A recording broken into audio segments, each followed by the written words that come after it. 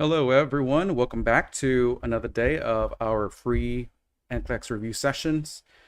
We are on day 55 in our 90-day series, and I hope that you're doing okay. Is everyone doing okay today? Kindly please check if my audio is working fine right now. I just had to troubleshoot because it's not launching the accurate class or thumbnail, and so I'm just having to troubleshoot first before I can get in. So can you please confirm, guys, if you can hear me this time? Hello, everyone. Welcome back for those who are regular attendees. Can you please let me know if my audio is working fine so I can make adjustments? All righty, guys. All right, so again, we're back. We are on the 55 days of the 90-day review sessions. And for those who are newcomers to the channel, you are welcome to join with us with the remainder of our free review sessions. We are on the 55 days right this time. And we're also inviting you to enroll in our nursing or the NCLEX course. So kindly check our website at www.stancoast.com. We have upgraded our videos with animated videos. We have increased that to 20 hours plus 200 hours of the recorded or on-demand videos. And we have our 200 NG and test questions on top of the 3,000 NCLEX test questions. And we also have a variety of different resources that can help you out in your studies. Now, today, guys, we're going to talk about the Coma and also the Glasgow Coma Scale. So here we go. We have our first question. I want to evaluate first how well you're going to be able to answer this test question. And as we're going to go along, we're going to have to tackle the theoretical concepts as well with the care of a patient with coma and also performing the Glasgow Coma Scale. All right, wonderful. Again, for those who are regular attendees and those newcomers, welcome back. And also to our new joiners, thank you for joining with us. And I hope that you will be learning a lot today. So we have our first question, which is a 45-year-old male is brought to the emergency department by ambulance. He was found unresponsive at home by his wife. Upon arrival, his vitals are blood pressure 90/60 mmHg, heart rate of 110 beats per minute, respiratory rate of 8 breaths per minute, and glucose level is 40 milligrams per DL. He has a history of type 1 diabetes and hypertension. The healthcare team is performing an initial assessment and resuscitation. Which of the following clinical manifestations would be expected in a patient presenting in a comatose state? Select all that apply. Is it A, minimize exposure to unfamiliar stimuli? Or actually, this is going to be not manifestations, but interventions rather. Which of the following interventions? Let me correct that real quick. Hang on. Let me check that. Which of the following interventions? Okay, here we go. So that is the question right there.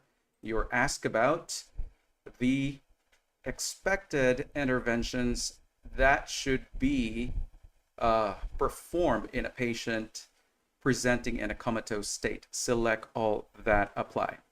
We have minimize exposure to unfamiliar stimuli.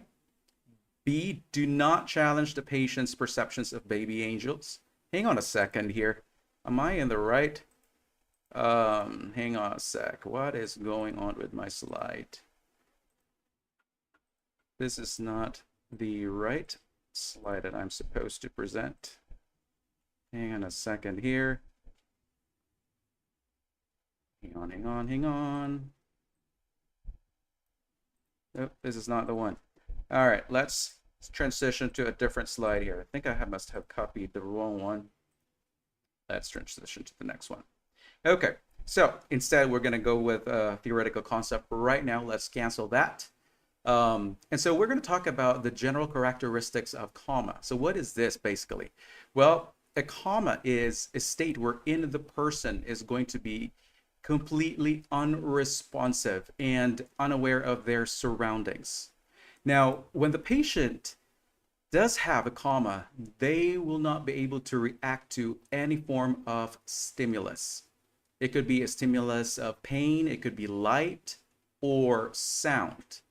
Again, when a person has coma, they're in a state wherein they are unresponsive. They are unaware of their surroundings. And here, the individual does not react to any stimuli or a stimulus. It could be a pain, or it could be light touch, or it could be sound stimulus. And there are different causes of the coma. It could be caused by a structural brain lesion. So what is this? These are physical damages that can cause abnormalities in the brain. And in order for a coma to occur from the structural lesions, usually the damage will happen in both sides of the brain, not just one side. Most often it will be happening into both sides of the brain. Now, if the lesion is large, or if it's large enough, it can actually compress, or it can press on the brain stem, or the opposite of the brain, causing this person to have coma. Okay, so the lesion can possibly compress the brainstem. Compression of brainstem. Now, there's another cause of the coma, which is what we call as a global brain dysfunction. So this simply means that the whole brain is going to be affected, not just a part. Okay, this is whole portion of the brain. And this can be caused by several contributory factors, and one of those will be the metabolic disorders. It could be coming from a low blood sugar that is very low, critically low, maybe in the 30s, maybe 20s. This is going to deprive the brain of the energy that it needs to function. Again, hypoglycemia that is severely low. I'm not talking about hypoglycemia that's 40 or 50. No, I'm talking about very low blood sugar. Let's say 20, maybe 15 or 10. This person really will have the signs of coma around this time. Now, we also have hyperglycemia, the exact end wherein there is excessively high blood sugar, and this is caused in the uncontrolled diabetes. It could be caused by, especially if the blood sugar is way up high, maybe 700 milligrams per deciliter, or it could be caused by the decay as well, all right? And so here, the patient will have a buildup of those harmful substances in the brain. Again, uncontrolled hyperglycemia. Reaching, especially for the type 2 diabetes, around 700, 800, or maybe 900, or even 1,000 milligrams. Yeah, this can really lead to the buildup of those harmful substances in the brain. Now, we also have electrolyte imbalances, and most specifically, we're talking about the hyponatremia, which is a very common electrolyte imbalance, and especially if the sodium level drops below 120 milliequivalents per liter, or let's say maybe in the range of 110 or 120. This is a very critical level in the sodium level of our body, and this can lead to the cerebral edema. Remember that. And what is really going on in hyponatremia? Let's say, for example, about less than 120. I'm talking about a really good, or I mean severe hyponatremia here, less than 120. And so if the sodium level is low in the bloodstream, this can actually cause shifting of the fluid from the intravascular compartment the blood vessels. It can allow shifting of the fluid to get into the brain cells, right? It can swell up the brain cells, and this will now cause issues, signs and symptoms of decreasing LOC, and eventually will probably lead them to have that coma state. Okay, it can disrupt the electrical activity in the brain as well, and not just hyponatremia that can lead into the coma, but there's also imbalances in the potassium, calcium, and again, we know that the most known complication here would be the increasing ICP, right? Other than the coma. And so there's going to be a huge interplay between the different electrolytes. And of course, this is something that we need to keep an eye on, especially in a person that comes into the ED totally comatose and we don't know anything much, but we really need to keep an eye into those electrolyte levels of our patient, and we need to monitor if there's any significant imbalances. Now, another contributory factor under the metabolic disorders would be the liver or kidney failure. And we know when the organs like the liver or maybe the kidney, when they start to fail, then the toxins that are supposed to be eliminated by these organs are not going to be filtered out properly. And so they're going to start building up. For example, we have our creatinine or the blood urea nitrogen for the renal failure, the BUN. And also, if we have an issue with the liver, end-stage liver disease, wherein there's going to be elevation of the ammonia. And this is going to be toxic to the brain tissue when it crosses the blood-brain barrier. It can really cause encephalopathy and also can lead into the patient into a coma state. Now, aside from the liver or kidney failure, let me delete this one. We also have issues, especially with the hypothyroidism, as we know, that specific disorder, the myxedema coma, wherein the person's thyroid function is severely impaired, right? Myxedema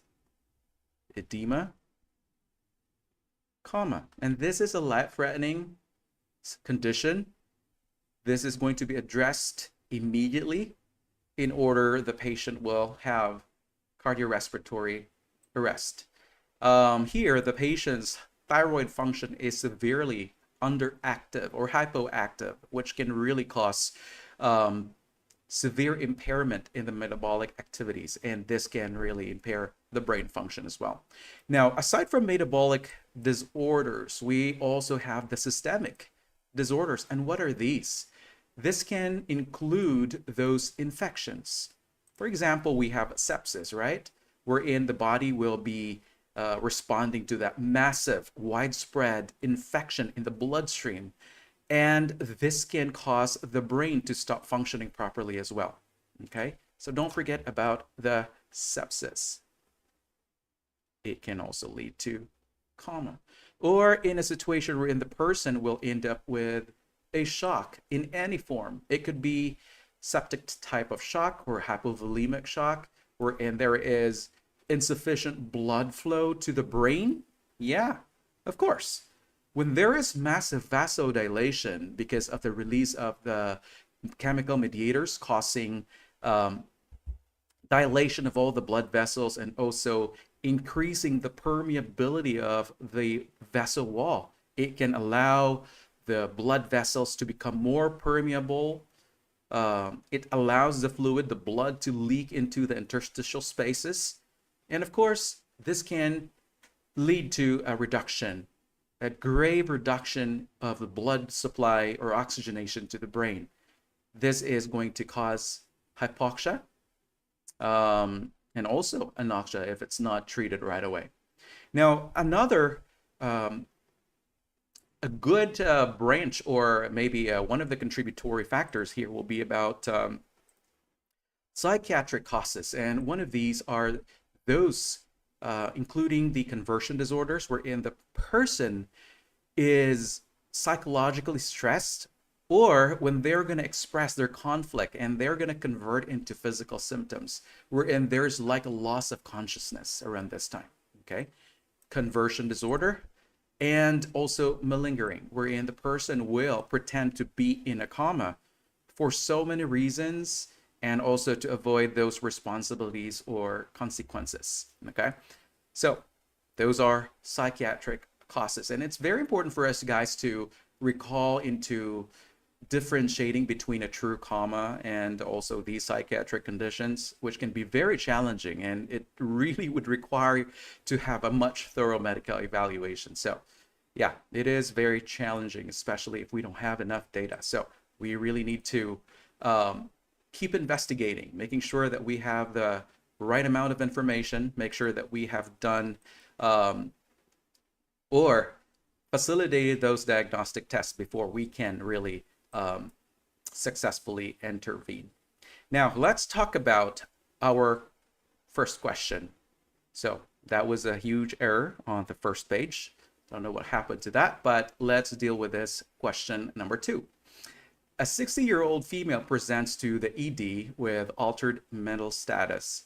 She has a history of chronic alcohol use and was found with an empty bottle of liquor. Her vital signs are stable, and a comprehensive assessment is being conducted. Which diagnostic test would be appropriate to determine the cause of her coma? So I want you to select all that apply here. Is it A, serum glucose level, B, electrolyte panel, C, liver function test, D, urinalysis, E, brain MRI, F, EEG? All right, kindly select the options that are appropriate. Hello, everyone. For those who just came in our classroom, welcome. So what are those diagnostic tests that are appropriate to determine the cause of coma? What are those? All right, let me start to eliminate here. I'm going to start with the letter A, serum glucose level. What did we just talk about earlier regarding the contributory factors? When there is an imbalance or a severe drop or severe increase in the glucose level, this is going to affect the patient. It can lead to the coma state, wherein we have identified already regarding the hypoglycemia, right? We're going to have to do that. And this is a very common reversible cause of coma, right? And especially in patients with a history of alcohol use, we need to check their serum glucose levels, because this will really help manage the severe hypoglycemia promptly. And this is something that can be easily done with just the point of care hypoglycemia check, using that finger stick blood sugar checking, doing that ACU check. This can really detect if there is severe hypoglycemia. So with that, if we have assessed the patient has hypoglycemia, then we can immediately notify the medical provider, and we can address that immediately with the administration of the D50 if we have that information. So serum glucose level is one of the correct answers.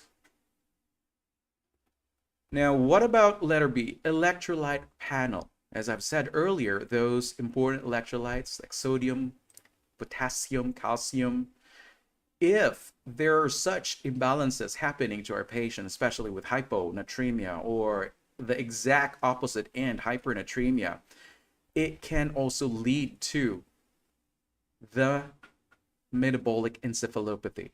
It's either elevated or decreased, extreme levels, okay?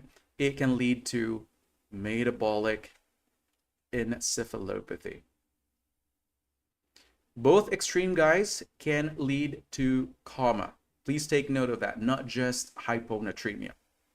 What about liver function test? We're talking about those liver enzymes such as the AST, ALT. This will really identify if our patient has chronic use of alcohol, which can lead to impairment, severe liver dysfunction. This can detect the hepatic encephalopathy as well.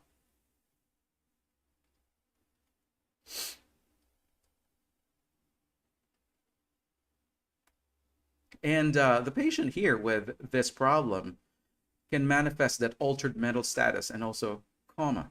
So this is again another important diagnostic test to determine what's causing the altered mental status. Now, not just the AST, ALT, but we need to also take a look into the bilirubin, okay? And also the INR. If there is end-stage liver problem, most likely their bilirubin will be severely high, and it can really affect our patient's overall mental state and also their level of consciousness. Now, what else? We have urinalysis. What do you think would be the urinalysis? So here are the correct answers. We have A, B, C. So let me add them to the list. What about urinalysis? Do you think that this can determine the cause of coma? We know that urinalysis can be a valuable information, right? In a case of urinary tract infections or maybe renal abnormalities. But in the case of coma, the urinalysis is less likely to give us immediate insights, all right, compared to the other tests that we have already talked about. So this is not going to be a priority diagnostic test. So we are going to eliminate letter D. Again, it's useful to detecting urinary tract infections or any other renal abnormalities. Maybe if there is, or if we are talking about most likely it's gonna reflect more of the infection there in the nitrites. Okay, so let's talk about letter E, brain MRI. So this is an imaging study that is quite common. This is going to be used as a imaging tool to detect those structural abnormalities in the brain. Maybe if the patient has some hemorrhage in the brain, intracranial hemorrhage, maybe the presence of tumors or masses, or maybe other lesions that can lead to the coma. And when we are talking about the brain MRI, it will give us a clearer picture. It will give much detail into the tissues. If there's any lesions or any of those growth that are so tiny that cannot be detected by the CAT scan, then the MRI would be able to capture that one. Okay. Yeah, and also creatinine level. Okay. Now, talking about so this is one of the answers here, MRI of the brain, and then we also have letter F. What is in letter F? EEG, electroencephalogram. What is this? Well, this testing is going to be much more valuable in assessing the electrical activity in the brain. It can help in checking if there's any non-convulsive status epilepticus and maybe some other forms of epileptic activity that might not be evident but could contribute to the altered mental status and also the coma. And so again, we are going to include this in our diagnostic testing. Of course, this is ordered by the medical provider. So again, it will measure the electrical activity. Measures electrical activity, especially with the non-convulsive status epilepticus. Okay. Now, that's part of the correct answer. So we have A, B, C, E, and F. So these are the diagnostic tests that will be useful in determining the cause of the patient's coma. So again, our priority here in this test question is to take a look into those diagnostic tests that can uh, identify those reversible causes. So one of those would be assessing the glucose levels, either it's high or way too low. Also the electrolyte panel, we're going to have to identify if there's significant imbalances in the sodium, calcium, and also the potassium. And these are treatable, especially in the acute care setting. We also need to consider the patient's medical history, especially if we are going to look into the liver function test. If there is such elevation, this is going to help identify if they are known to use alcohol in the long term. It will increase their risk to developing hepatic encephalopathy. And also we're going to have to look into those imaging studies that can detect those structural abnormalities. And as I have said, we have the MRI. If the CAT scan is available in the options, you can also select that, because again, this will be able to detect those structural lesions, masses. And lastly, we have the EEG, which is going to evaluate if there is abnormal electrical brain activity, especially in patients with seizures or maybe non-convulsive type of status epilepticus. Okay, non-convulsive.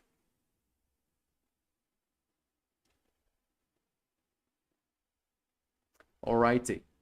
Now let's move on, guys, with our diagnostic test. So again, the performance of these diagnostic tests would really involve a much more systematic approach. We need to carefully facilitate these tests in order that we can identify those underlying conditions.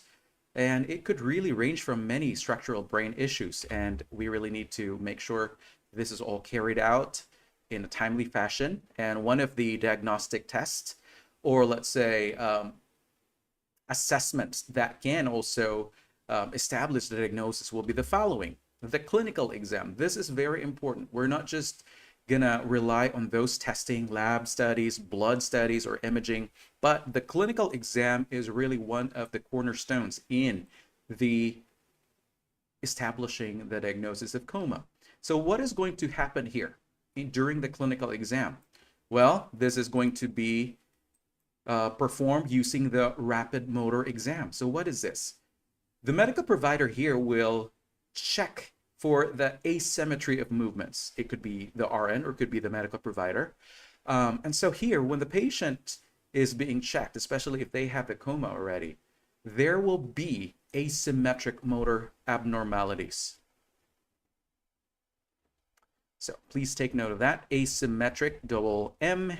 Let me correct that one. Asymmetric motor activities or movement. So what do you think? This could really suggest that there is a mass going on, or maybe a lesion or a tumor. And also bleeding. That's going to be another reason if they have asymmetric movement. Bleeding. And another thing is to check for the brainstem reflexes. So what are these? Do you know what these are? Brainstem reflexes. Please remember these, guys. These are very important. And so we are referring to the pupillary responses to the light. The pupil responses. You need to carry this out. You gotta have to check the pupils using the pen light. You need to also check for the eye movements in order to assess the brainstem function. Eye movement. So please take note of that. Pupillary responses and also eye movement. Now focusing on the eye responses, what do you think could be the clinical feature? Well, when the person may have the anisocoria, wherein there is an equal pupil size. And this is really gonna point out into an uncal herniation of the brain. Please take note, herniation of the brain. If you're going to shine the pen light into the pupils, and if they are not going to react equally, maybe the other one is constricted and the other one is halfway, or maybe dilated, well, this is telling us that a part of the brain is being pushed out of position. There is probably herniation, or could be shifting of the brain tissues because of the increasing pressure, such as in the case of the intracranial pressure increase. All right, please take note of that. Anisocoria is a sign of herniation of the brain tissues. Now, when we're talking about the eye movements, we are going to assess for the oculocephalic. Okay. Oculocephalic maneuver. And how is this going to be done? The medical provider or the nurse will be moving the head from side to side, and this would cause the eyes to move conjugately in the opposite direction if the brain stem is intact. Okay, so let me just write down here, normal finding when the person or when the care provider is doing the oculocephalic maneuver in a normal person, then the eye will move conjugately into the opposite direction. Eye will move conjugately to the opposite direction. Now, this simply means that the brain is intact, or the brain stem is intact. All right, please take note of that.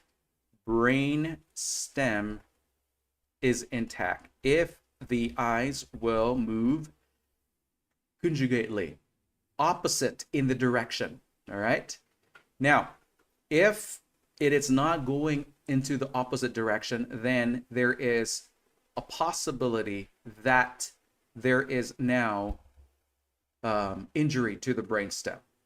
Now, if in a case wherein the person may have a neck injury or cervical injury, this testing is going to be skipped. Please take note of this, guys. The oculocephalic maneuver will not be performed if there is neck injury or cervical injury, especially C3, C4, C5.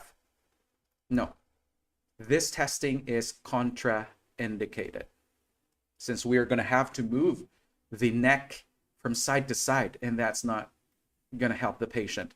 So again, the oculocephalic maneuver is only intended if there's no known neck injury or cervical injury. However, it is contraindicated when there is no clearance. If the patient has a known C injury, then we're not going to be doing this one. All right, what else? Aside from the clinical examination, we're going to proceed with the other diagnostic test. We have, let me erase this. Of course, we have the laboratory tests. And these are going to include the following: complete blood count, the CBC. This is going to check for any infections or it could be anemia. And then, of course, with the electrolytes, we need to identify if there is imbalance, severe low or severe high sodium levels. We need to take a look into that one, including the glucose to check for the severe hypoglycemia or severe hyperglycemia, which can lead to the coma. Also, the patient's blood urea nitrogen creatinine.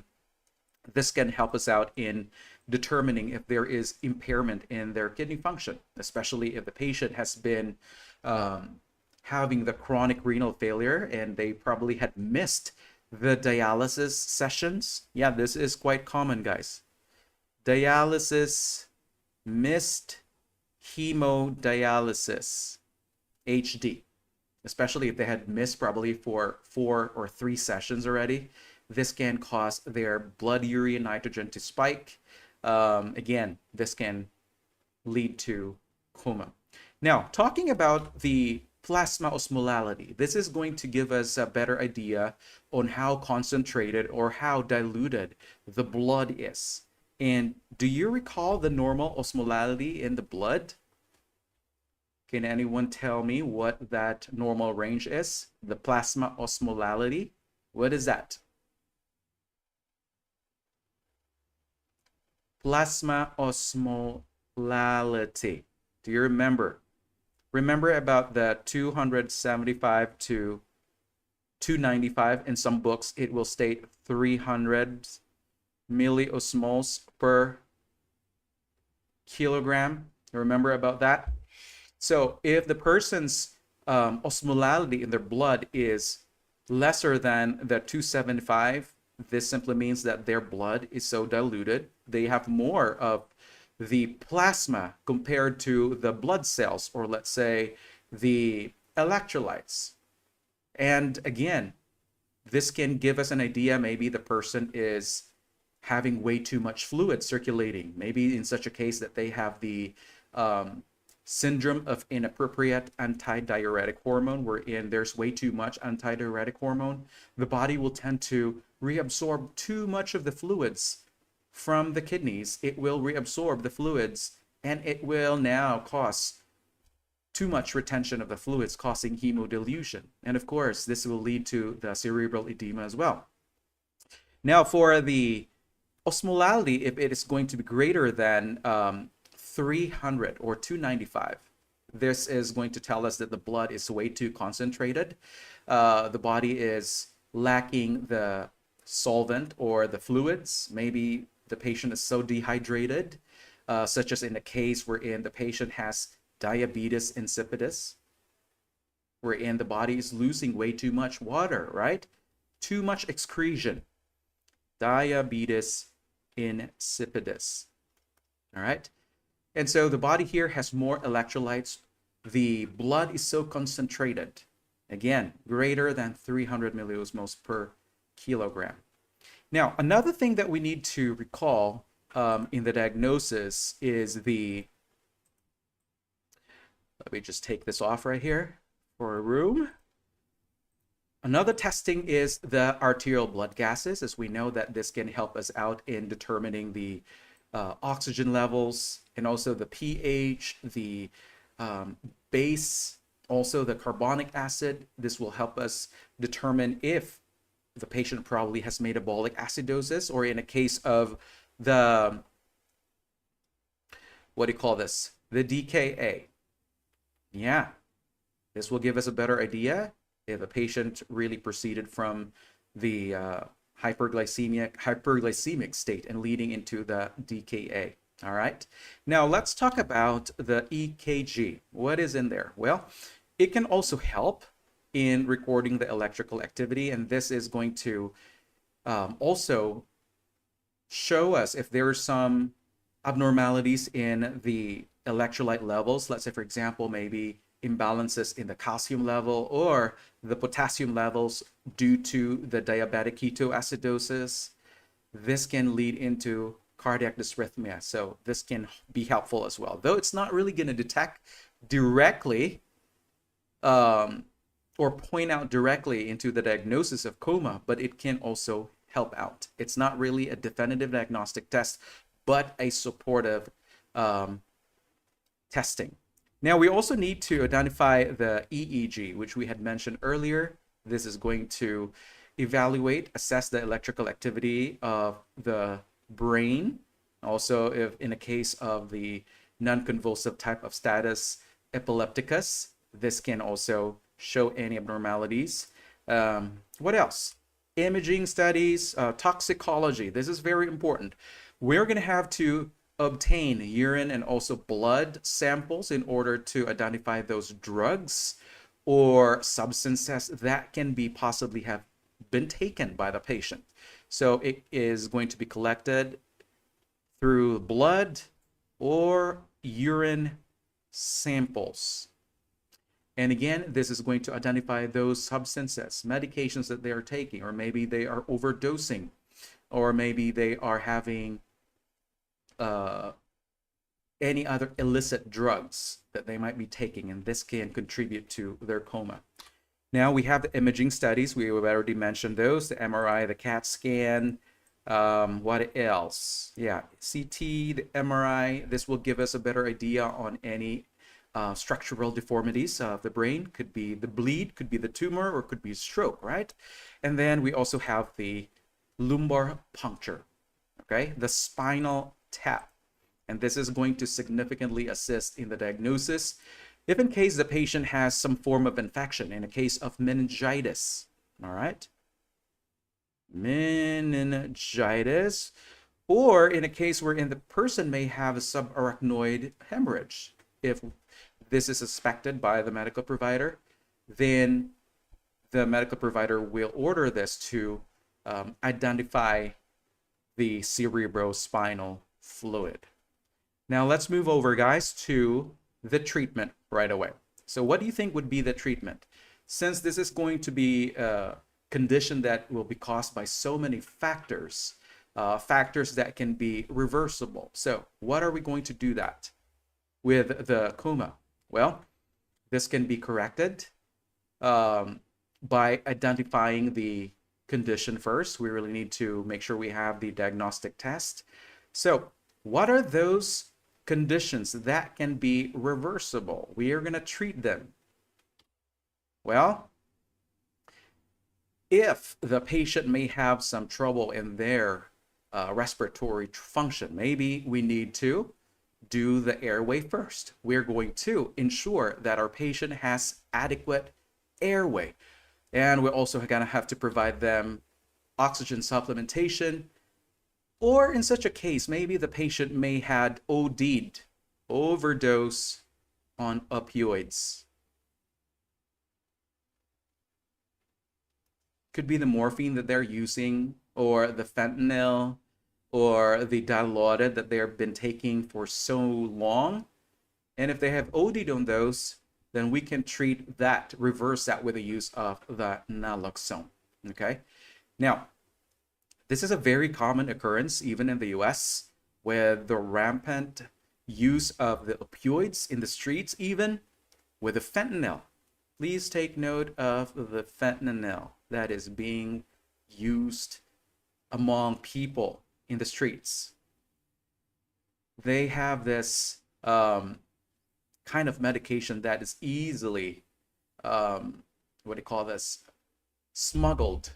And even the paramedics will be able to deliver the naloxone. They can use the naloxone inhalation to reverse the effects of the opioid toxicity, or it could be given as an IM or subcutaneous injection. So we have the naloxone as one of the treatment, especially in this patient with overdose. If the cause is about hypoglycemia, then we're going to treat that with the injection of the D50. This is much more common in the hospital setting, wherein we have the IV access being established, right? Acute care. So we're going to have to give the D50. However, if the patient is in the home setting, then we are going to instruct them, or maybe the family member will be giving them the glucagon. Glucagon.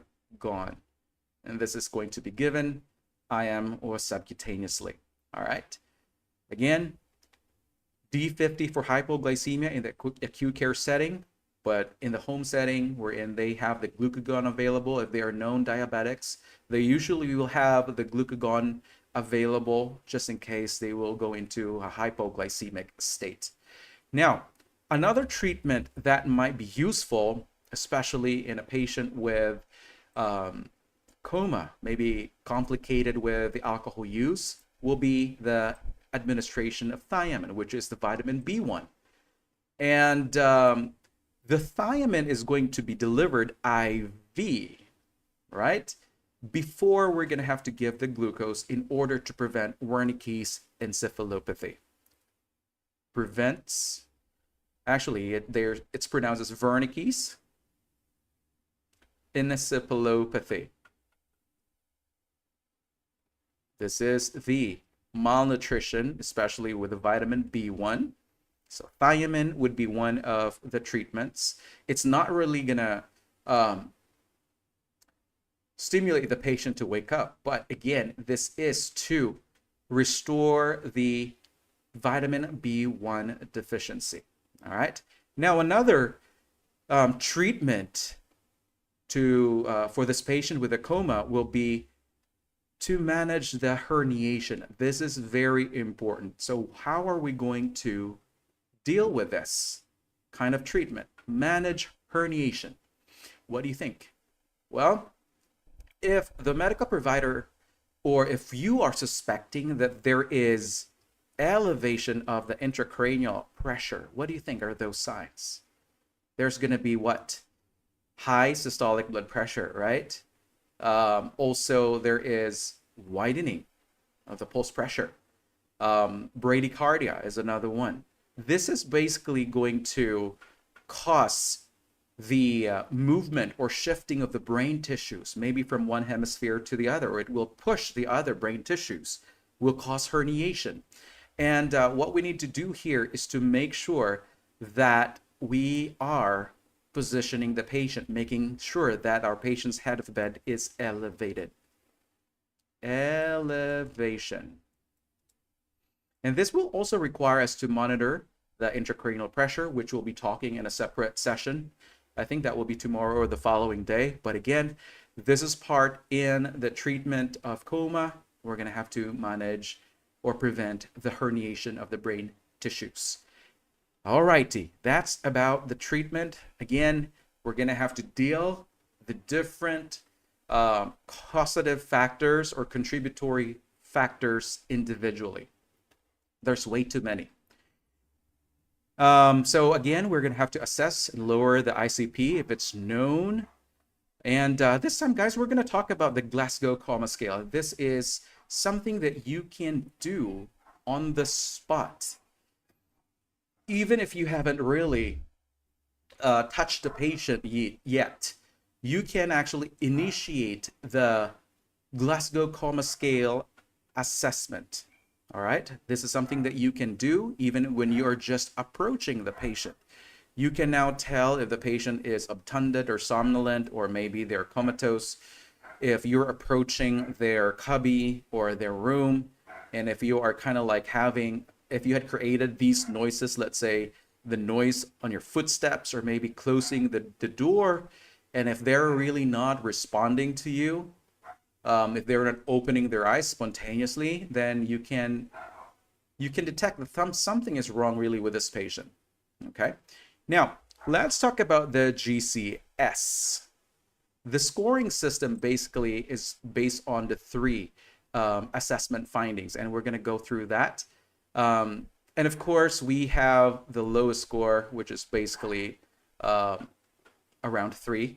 And a score lower than 8 is basically considered as having the coma. Less than 7. Okay, this is defined as the coma.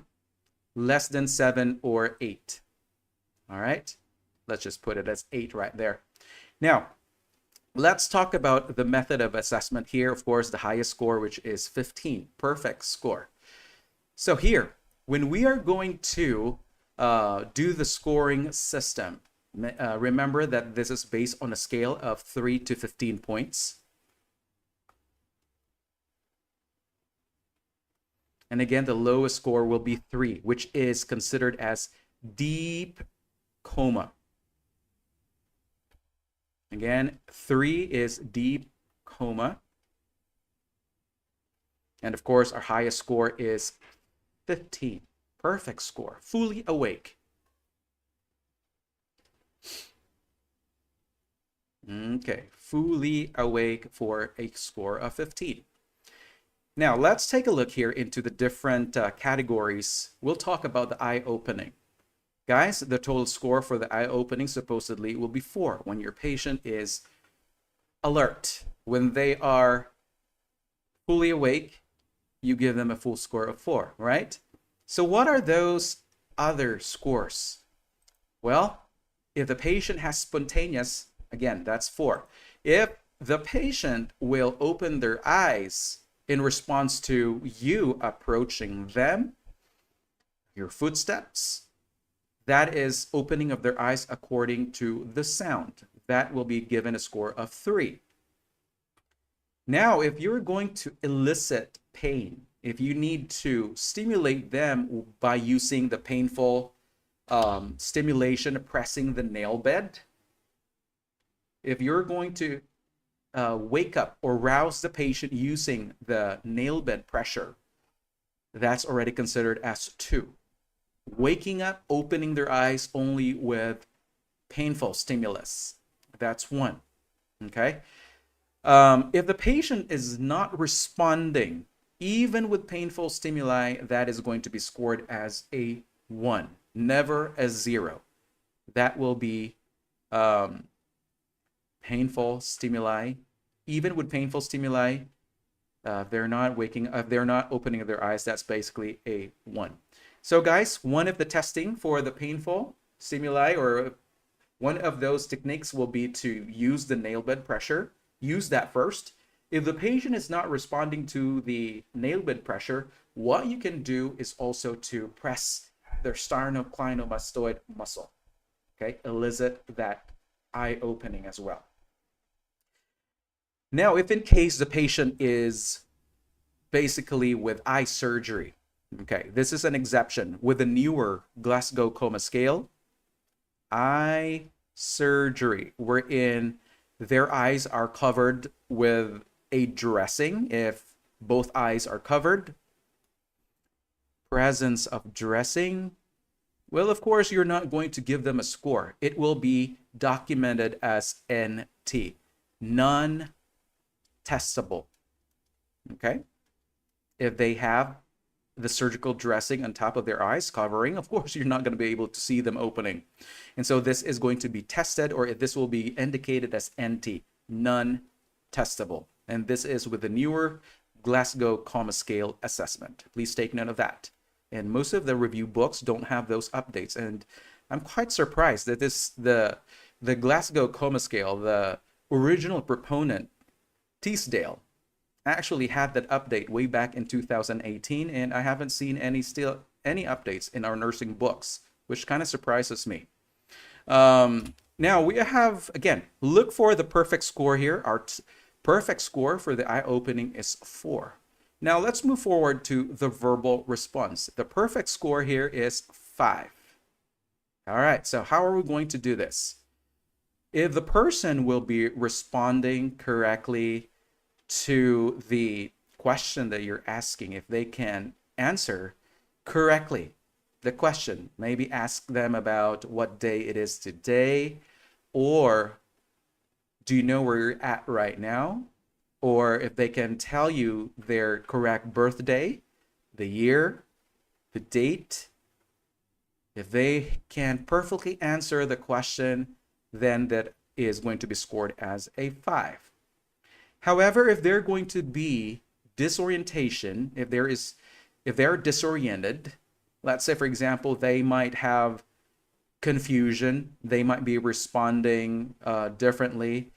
For example, if you're going to ask them where they're at right now, do you know where you're at right now? Instead of answering, yeah, I'm in the hospital, maybe they're going to answer, I'm at home.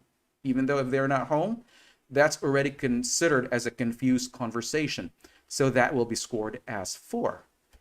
Now, if the patient will be responding with inappropriate words, just incoherent, they're not going to respond properly to the question, even if you're asking, what did you do earlier, or what did you eat today?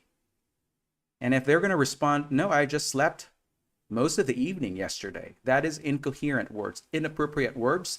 That's already scored as 3.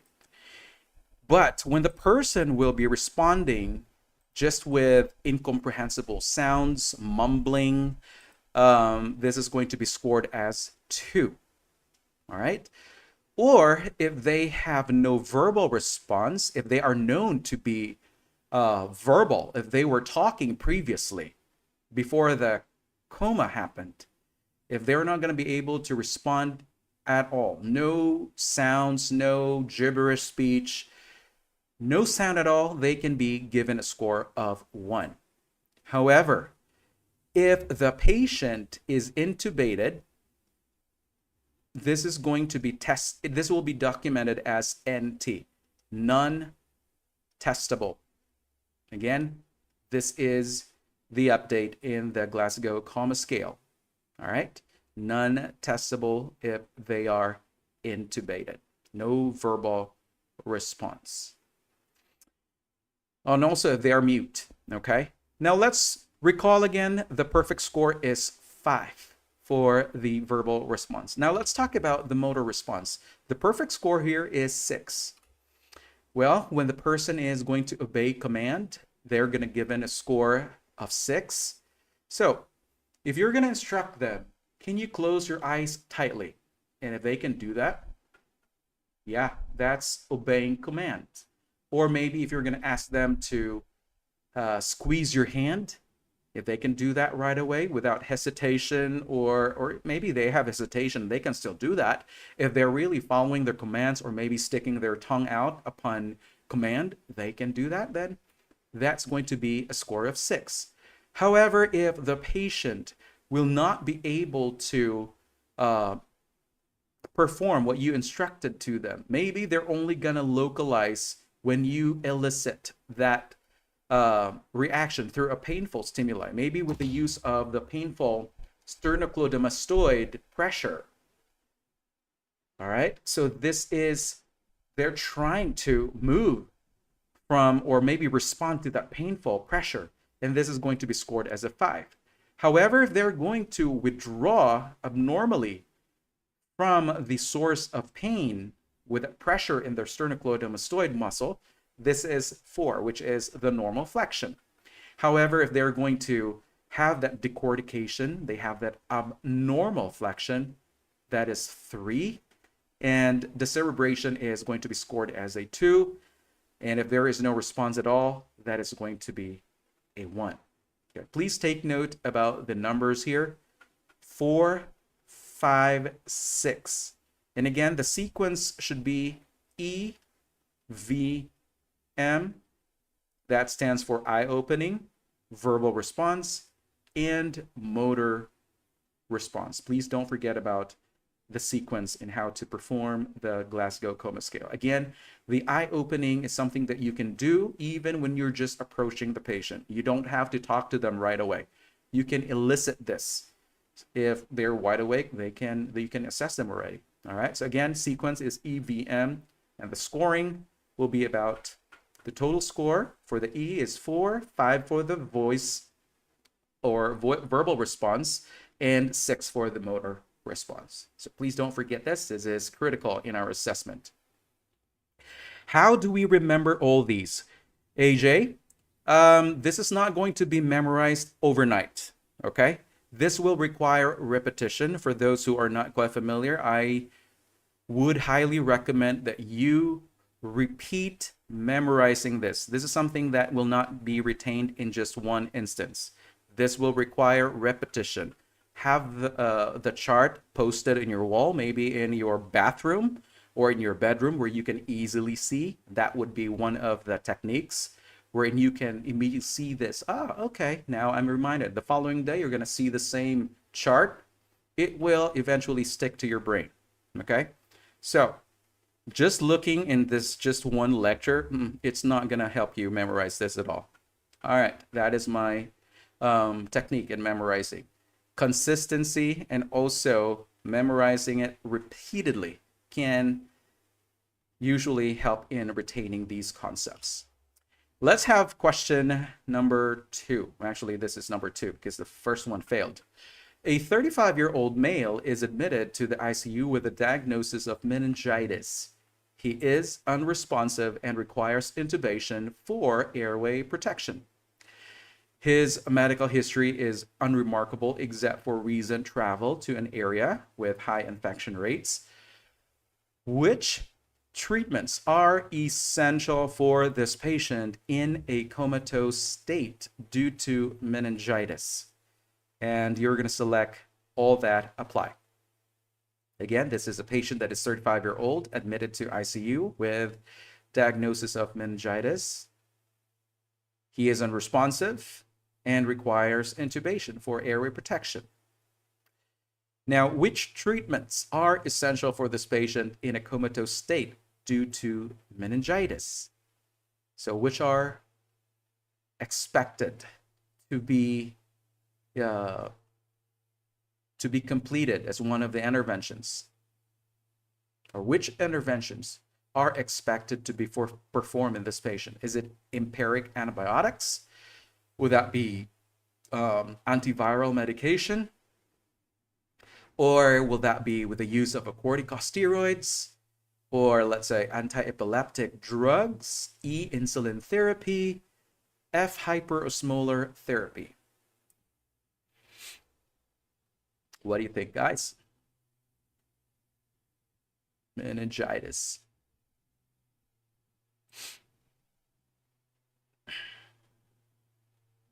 All right, Mary answered letters A, B, C. Okay, let me start with the bottom ones. Letter F. What do you think? What about letter F? Hyperosmolar therapy. Remember that our case is on a patient with meningitis. And of course, requiring intubation, unresponsive, medical history is unremarkable, except for recent travel to an area with high infection rates. Let me try to start with letter F this time, hyperosmolar therapy. Do you think that hyperosmolar therapy would be the main treatment for this patient with the meningitis? You think this will be a priority nursing intervention? We know that the hyperosmolar therapy, it actually would include the mannitol, right? Or it could be hypertonic saline solution. Mannitol. Or the hypertonic saline, 5%. Do you think that the patient would benefit from taking this hyperosmolar therapy with the meningitis condition? Well, these are actually known to be used. These are effective treatments for a patient with already increased intracranial pressure. Okay, these are indicated for increasing ICP because of the cerebral edema or brain edema, which can also occur in meningitis, right? But again, this is not going to be used as a primary treatment for the infection. Okay, not primary treatment for meningitis.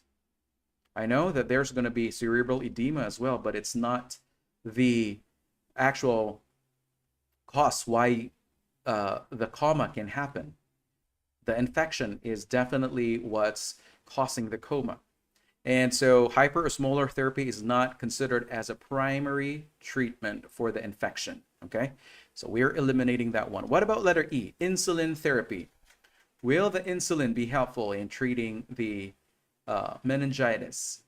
Well, unless if there is diabetes, but we don't have that information, then we're going to include the insulin therapy. But then again, the insulin therapy is not a standard treatment for meningitis. Not a standard treatment for meningitis. We're going to exclude that one. Let's take a look into the anti-epileptic drugs. What do you think about that? As we know that when the patient has the meningitis, they're going to end up with the seizures, right? This can really complicate the course of the meningitis. This is going to be afforded as one of the main treatments, especially in a patient with the meningitis, because seizures are common complication in the meningitis, and this would really be needed in this treatment. So one of those will be with the use of the anti-epileptic drugs. Okay, what about corticosteroids? Do you think corticosteroids will be used as well? Yes, in the treatment of meningitis, corticosteroids such as the dexamethasone, this is used to this is going to be given as an adjunct treatment to the bacterial meningitis to reduce inflammation. Reduces inflammation.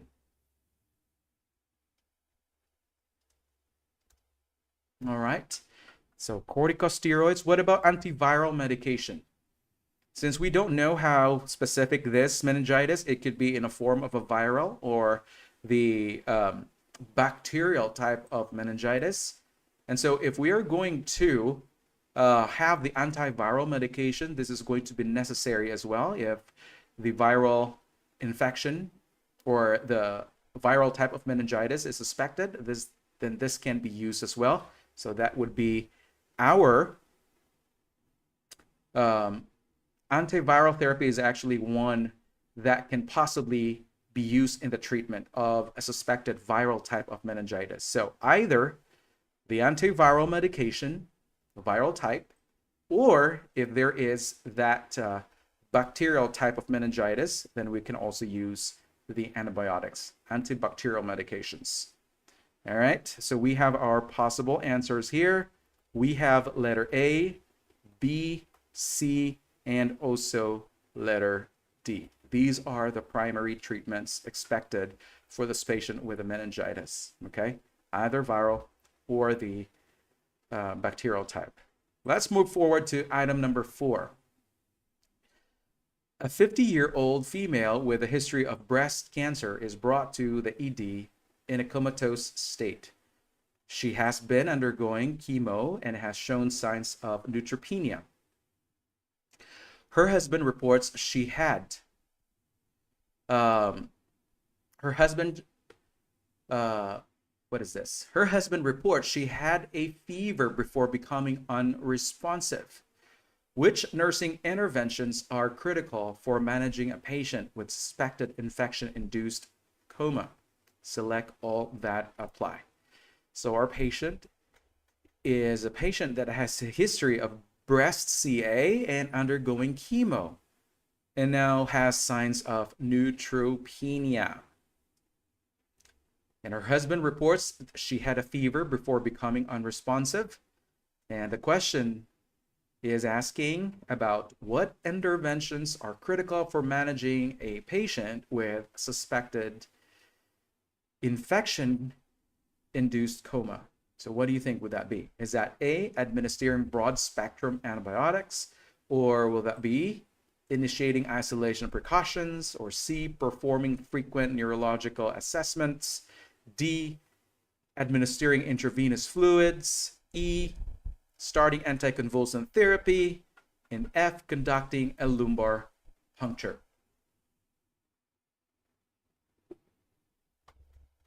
So what are those? Actually, conducting, this is basically assisting in a lumbar puncture. Please correct that. Assisting lumbar puncture. Let me change that statement. We are on page 1093. Assisting in the lumbar puncture.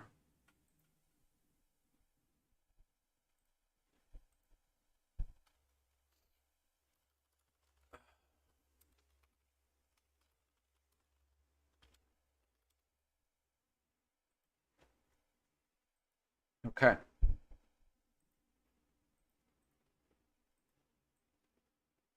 So what are those? Intervention. Especially that our patient has the neutropenia.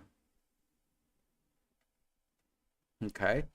So which nursing interventions are critical for managing a patient with a suspected infection-induced coma? Select all that apply. All right, let's take a look into the answers.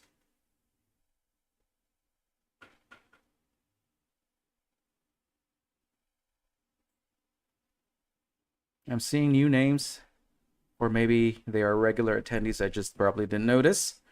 Okay, let's start with our letter A. What is in letter A? Administering broad-spectrum antibiotics. Remember that our patient has a case of neutropenia. Could be it is a result of the chemotherapy, right? Please don't forget that. The neutropenia is going to occur because of the myelosuppression or the bone marrow suppression, which is a common adverse effect to the chemotherapeutic agents. Okay, so if we are going to answer letter A, administering broad spectrum antibiotics, this is an option that is correct because the patient this time is immunocompromised because of the chemotherapy and led into neutropenia, and they need to be treated with the broad spectrum antibiotics. This is going to address the suspected infection, and this will prevent the progression of the infection, prevent the sepsis, right? Okay, so this is one of the answers. We are doing select all apply this time. The patient already has a fever, okay? And with neutropenia, fever is already a sign that there is an infection going on. Now, what about letter B, initiating isolation precautions? What do you think about this? We know that we are going to put the patient in a protective isolation, right? Reverse isolation. And this is to help protect the patient from acquiring additional infections because they are immunosuppressed. And this will also prevent the spread of the potential pathogens to the others. So we are going to include the initiation of isolation precautions.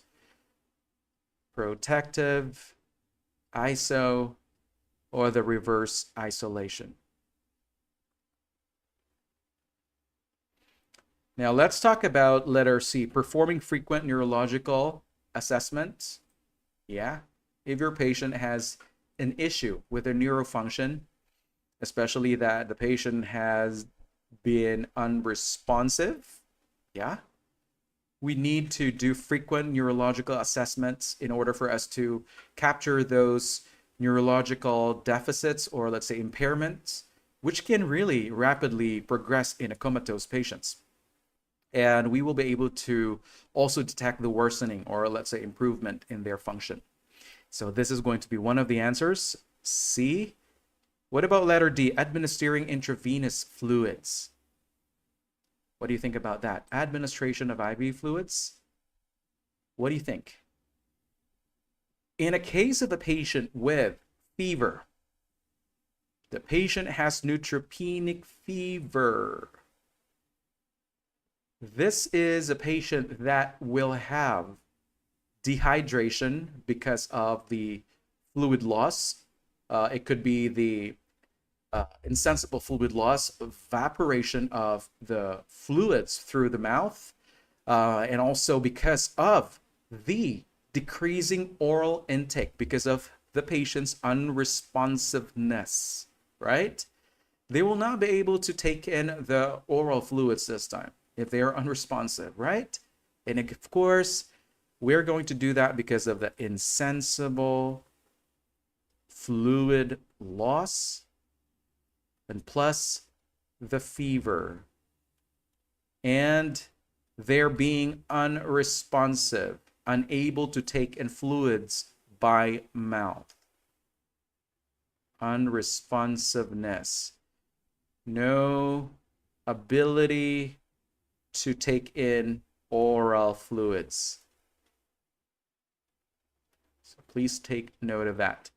Administration of IV fluids would be one of the interventions. What about starting anticonvulsant? Do you think that we're going to have to give the anticonvulsant medication this time? Do you see any indications that we should be giving the anticonvulsant already? Do we have to?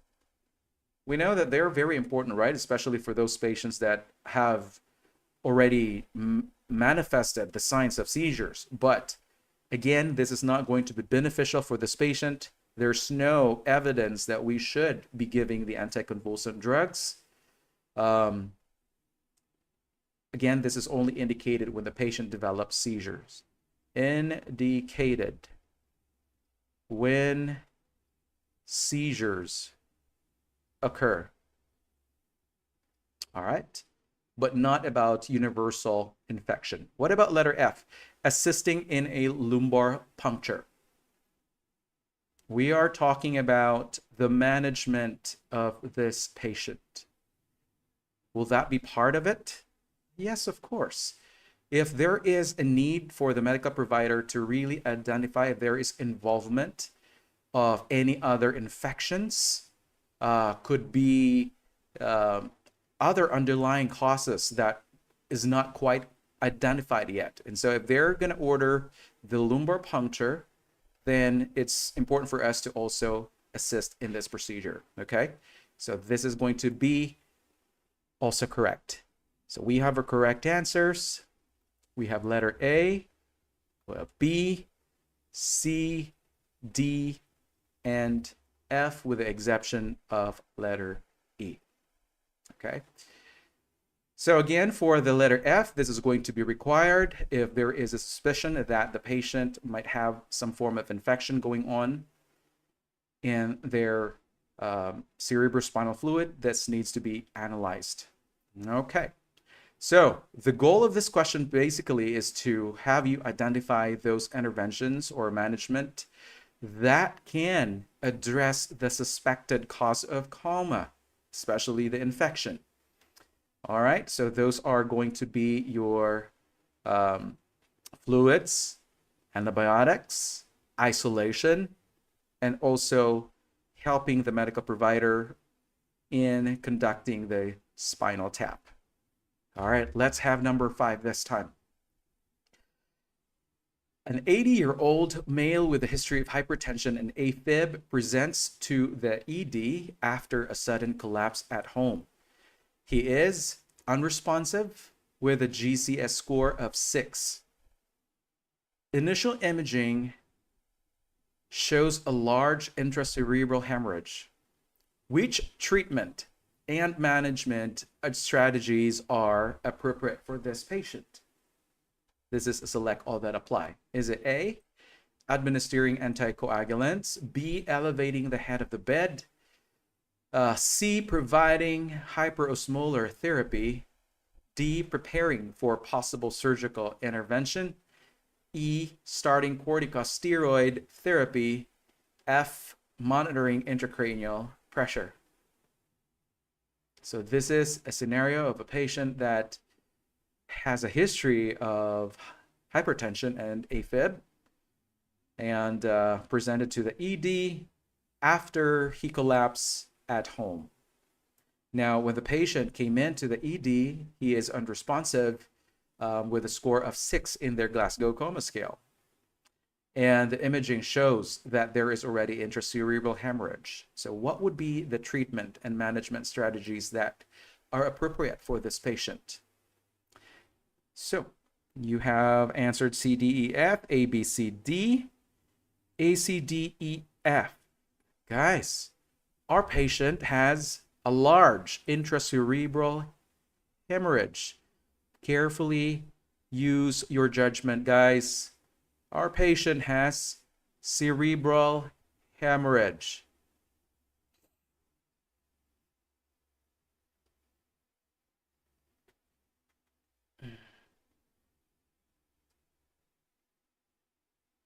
Bleeding? Are you going to give them anticoagulants this time? All right, we'll see. Let's have letter A. Administering anticoagulants. Take note, guys, that in the imaging study, the patient has a large intracerebral hemorrhage. And this is highly contraindicated, right? We are not going to give them any form of anticoagulants this time. Contraindicated. This will worsen the patient's intracerebral hemorrhage. No blood thinners, okay? No blood thinners, according to James.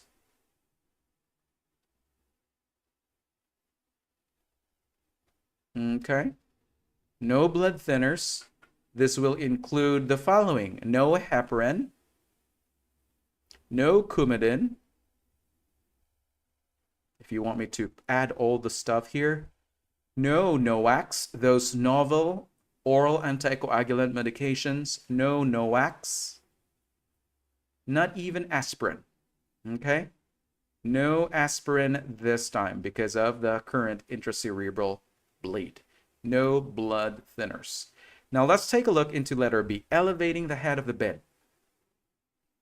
When you have a patient that has intracerebral hemorrhage, this will occupy a good amount of space inside their brain. And what do you think can complicate? There will be an elevation of ICP. Large intracerebral hemorrhage. Please take note of that. Large intracerebral hemorrhage. This can occupy a good amount of space in the brain. This is going to lead to a high intracranial pressure, and so we need to elevate the head of the bed to reduce that. Okay? To prevent increasing ICP. All right? Please remember that. There is a bleeding going on, a large intracerebral bleed. What else? Letter C, providing hyperosmolar therapy. Yeah, if there is some form of, if there is going to be an ICP increase because of the hemorrhage, this can also lead to the edema, right? This can also be used in the treatment. Could be the use of the mannitol, or it could be the hyperosmolar agents. This will also help reduce the brain cell swelling. So expect that as well. Hyperosmolar therapy. What about letter D? Preparing for possible interventions. If a patient had collapse at home, there's probably an underlying depression of maybe the cranium, or maybe the patient will really require the removal of the hematoma, evacuation of the hematoma. Then we are going to prepare the patient and the family. So B is wrong, elevating the head of the bed. No, B is not wrong. Mary, B is not wrong, guys. Elevating the head of the bed, appropriate. We're going to implement. I don't know what's the confusion here, guys, but we are going to include elevation of the head of bed, and the reason for that is to prevent increasing ICP. All right, that's the rationale right there. We're going to elevate the head of the bed to prevent increase in ICP. All right, that's the rationale. Not wrong. Letter D. Preparing for a possible surgical intervention. Yes, it can. The elevation of the head of the bed is not going to increase the ICP. What's going to increase the ICP is the intracerebral bleed, the large intracerebral bleed, not the elevation. All right, let's have letter D. Prepare for possible surgical correction or intervention. What do you think about this? We could prepare the patient for a possible craniotomy in cases where there is significant mass effect caused by the hemorrhage, or it could be the evacuation of the hematoma, which will also relieve the pressure inside the brain. All right, so possibility of intracerebral hemorrhage. They can have the hematoma formation. So what are those surgical procedures? Could be hematoma evacuation. What else?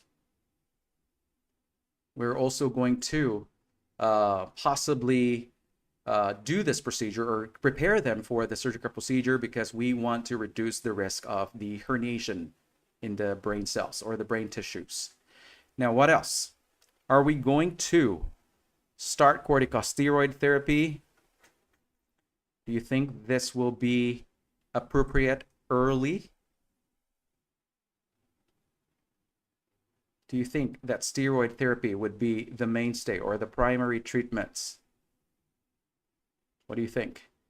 Well, we know that corticosteroid therapy can be recommended for other neurological conditions. But here, especially this is involving the intracerebral hemorrhage, it's not really going to be indicated this time. Okay, this is not indicated in a hemorrhagic type of issue in the brain. Okay, so this is going to be not really a primary pharmacological treatment. What else? We have letter F, monitoring intracranial pressure. Yes, this is going to be part of our nursing management. We need to carefully assess for those signs of the ICP. We're going to have to check the patient's position, make sure that they are not flexed or hyperextended with the neck position. The positioning would be carefully done in order to prevent any increase in their ICP. We're not going to have to employ those unnecessary actually preparing for possible interventions. That's actually part of it. So that would be the BCD.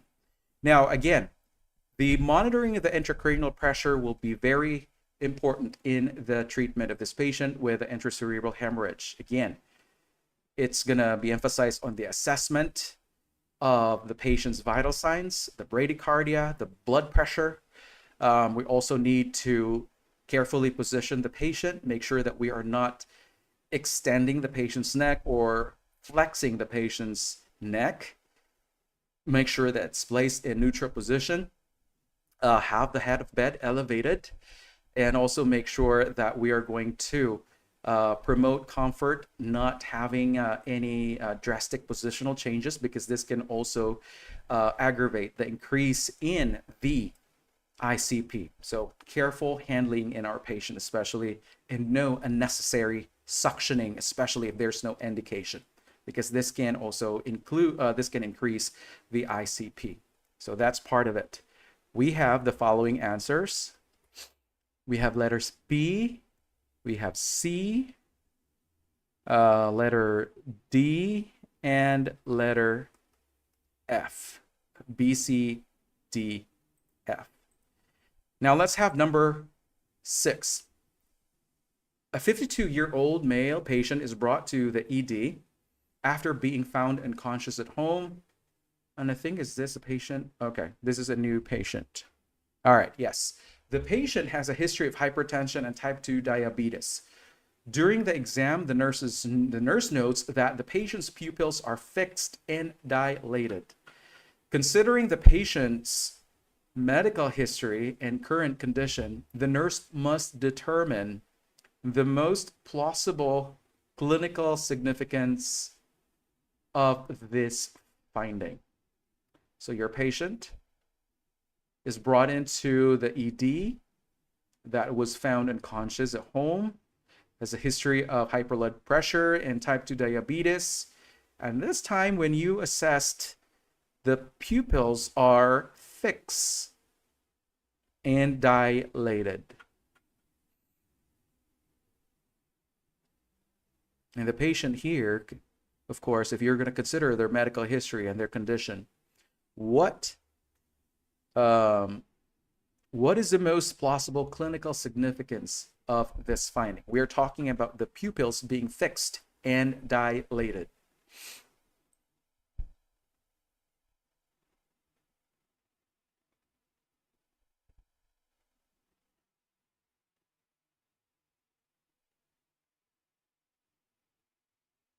I'm seeing letter D from Mary and Jet.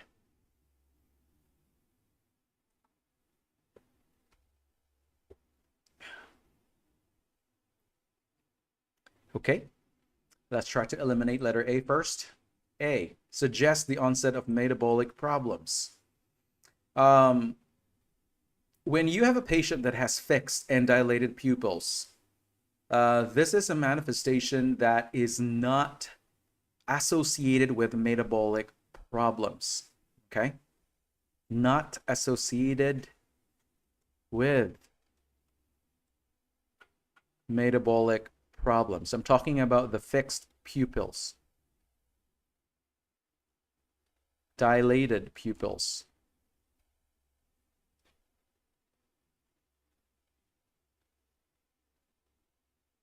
All right, so fixed pupils, dilated pupils are not associated with metabolic conditions. Let me mark that one. However, when you are going to suspect metabolic conditions, what they're going to have mostly are the following. All right, so what are those manifestations of metabolic conditions?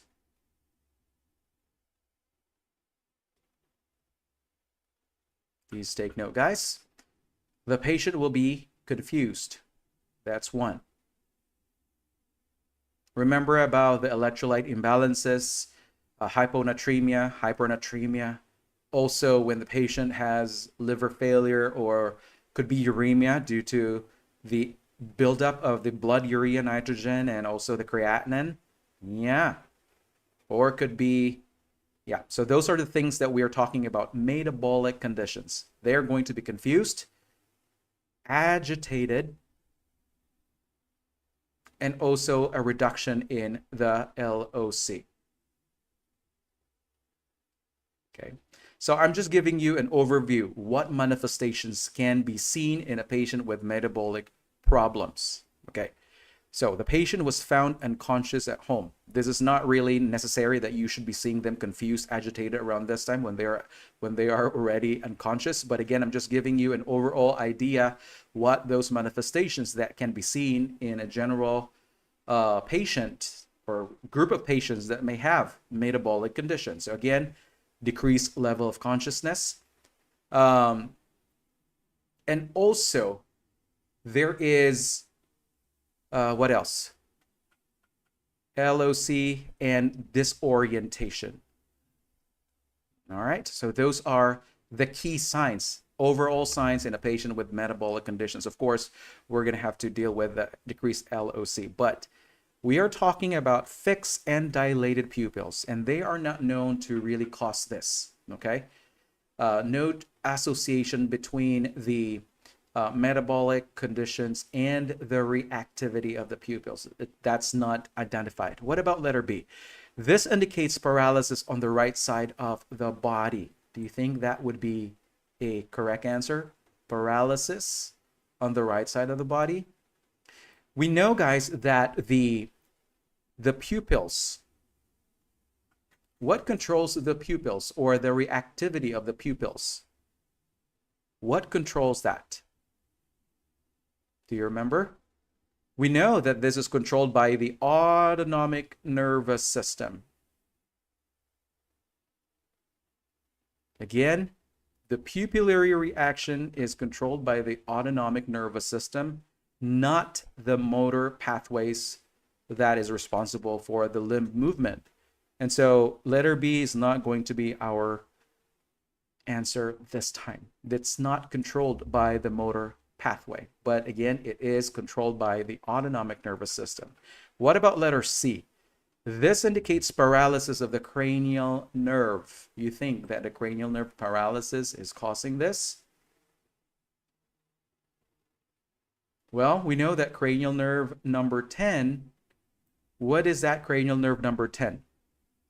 CN10. We know that this is the vagus nerve, right? This is the cranial nerve that is involved in the autonomic control of the heart. Okay. So let me just put it here, ANS, autonomic nervous system, which will regulate the heart, the lungs. What else? The GI tract, but not the pupillary reaction. Okay, the vagus nerve is not involved in the pupillary reaction. So if you have a patient that has a dilated pupils, it's fixed. This is not a sign of the vagus nerve paralysis. So this is going to be an incorrect option. So what about letter D? Indicates an injury at the midbrain level. What do you think about that? Well, of course, we don't have any other option, right? Yeah, we don't have any other option. So let's take a look into letter D. This indicates an injury at the midbrain level. What does that mean? Well, when the patient has fixing and dilation of the pupils, this is a classic sign that our patient has an injury or they had a damaged midbrain, because this will now affect the cranial nerve number 3. Okay, the oculomotor cranial nerve number 3. Remember that the midbrain controls the constriction, the dilation. And so if there is a damage of the midbrain, yeah, you will expect that there is going to be dilation, fixing of the pupils. They're unresponsive to the light. Okay? Please take note about the function of the oculomotor. All right. That is our correct answer. So I want you to make sure that you are able to identify the function of the cranial nerve, especially the association between the different sections of the brain. Again, this is talking about the midbrain, and this is also an indication that the patient has injury to cranial nerve number 3. All right? Not associated with the metabolic issues. Let's move on, guys, to number 7. A 35-year-old female patient admitted to the ICU after sustaining a severe traumatic brain injury in a car accident. She has been in a coma for several days. The healthcare provider or the healthcare team is assessing her level of consciousness to determine her current neurological status. Based on the clinical manifestations associated with her condition, which of the following statements accurately describes her current level of consciousness? Statements not really in quotation. So which of the following statements accurately describes her current level of consciousness? Patient has been in a coma for several days.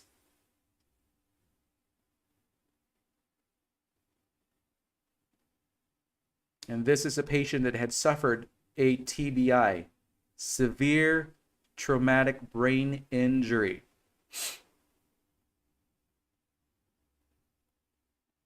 Your selections, please. All right, well, you're going to look for the answer. Is it A, the patient occasionally makes incomprehensible sounds, or is it B, the patient's current LOC will become a permanent state, or is it C, the patient may occasionally make non-purposeful movements, and D, the patient is incapable of spontaneous respirations? What do you think that is? Has been in a coma for several days. I'm seeing letter D's and B.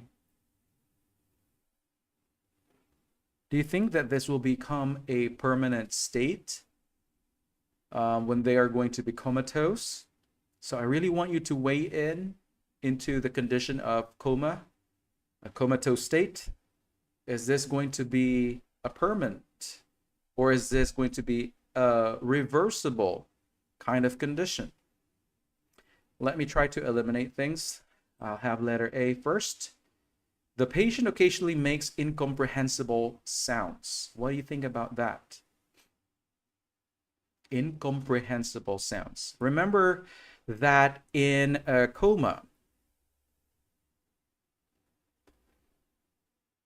remember that there is a lack of verbal response.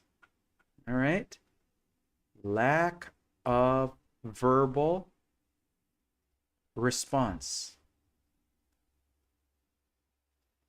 And also they are unarousable And there is also unresponsiveness, unarousable. So if the statement saying patient occasionally makes incomprehensible sounds, that goes against the description of a coma. This is incorrect. What if we are answering letter B? The patient's current LOC will likely become a permanent state. Will it become a permanent state? Is that true? We remember that, guys, especially in the comatose state, some patients may remain in coma for a longer period, maybe years, right? Or it could be months. But many patients can actually recover to varying degrees over time.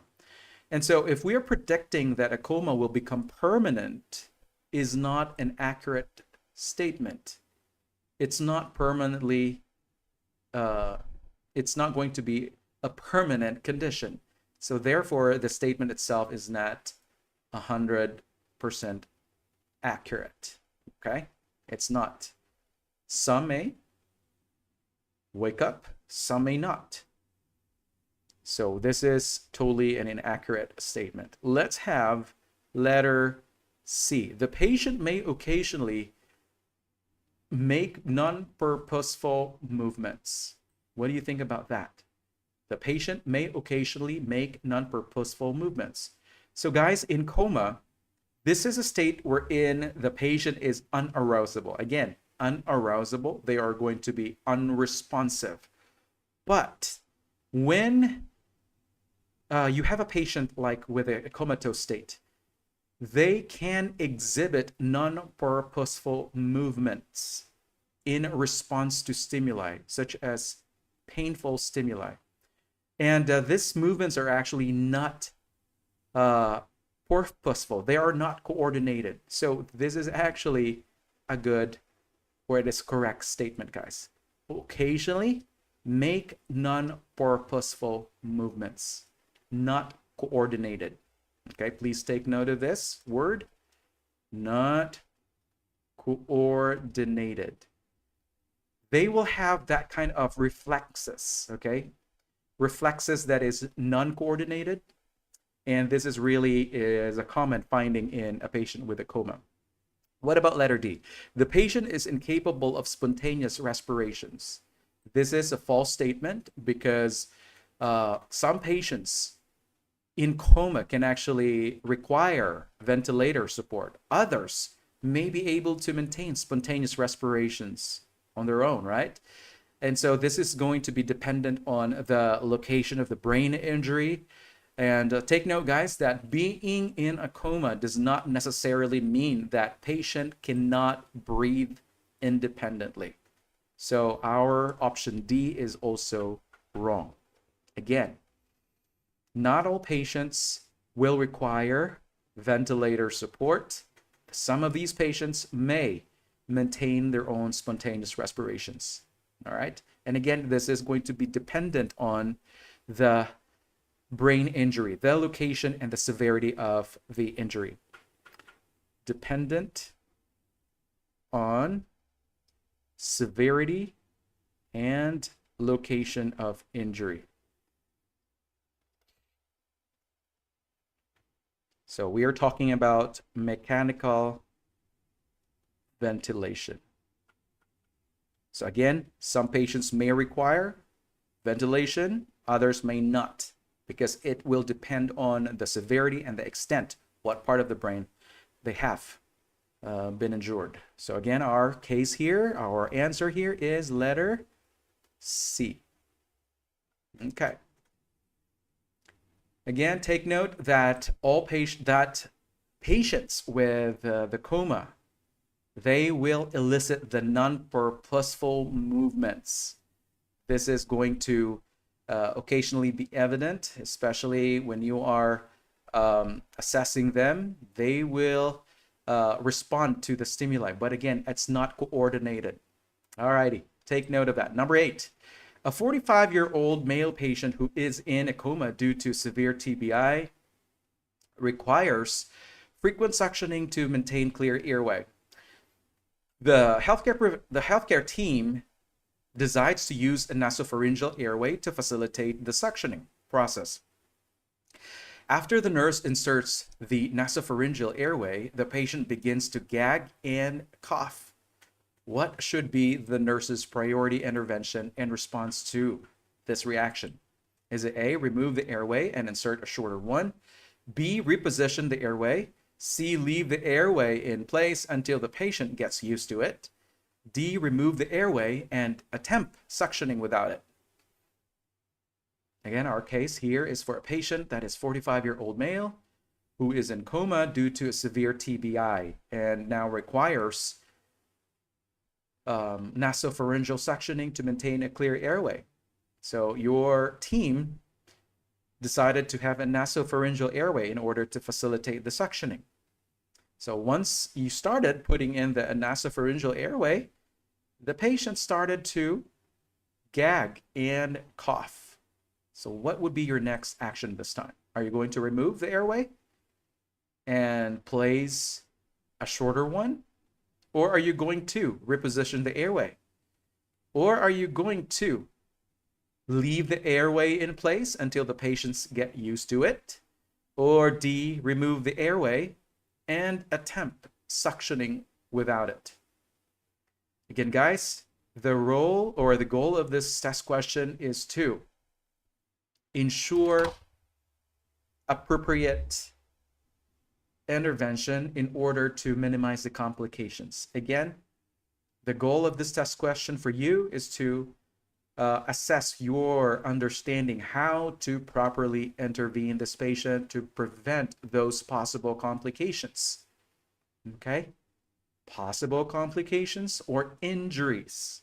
Make sure that you manage this patient carefully. This is a common question in management of care, risk reduction.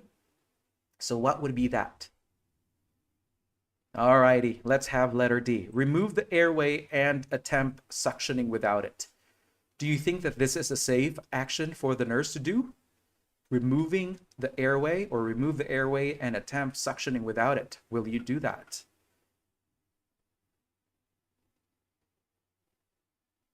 Okay. If you are doing the suctioning,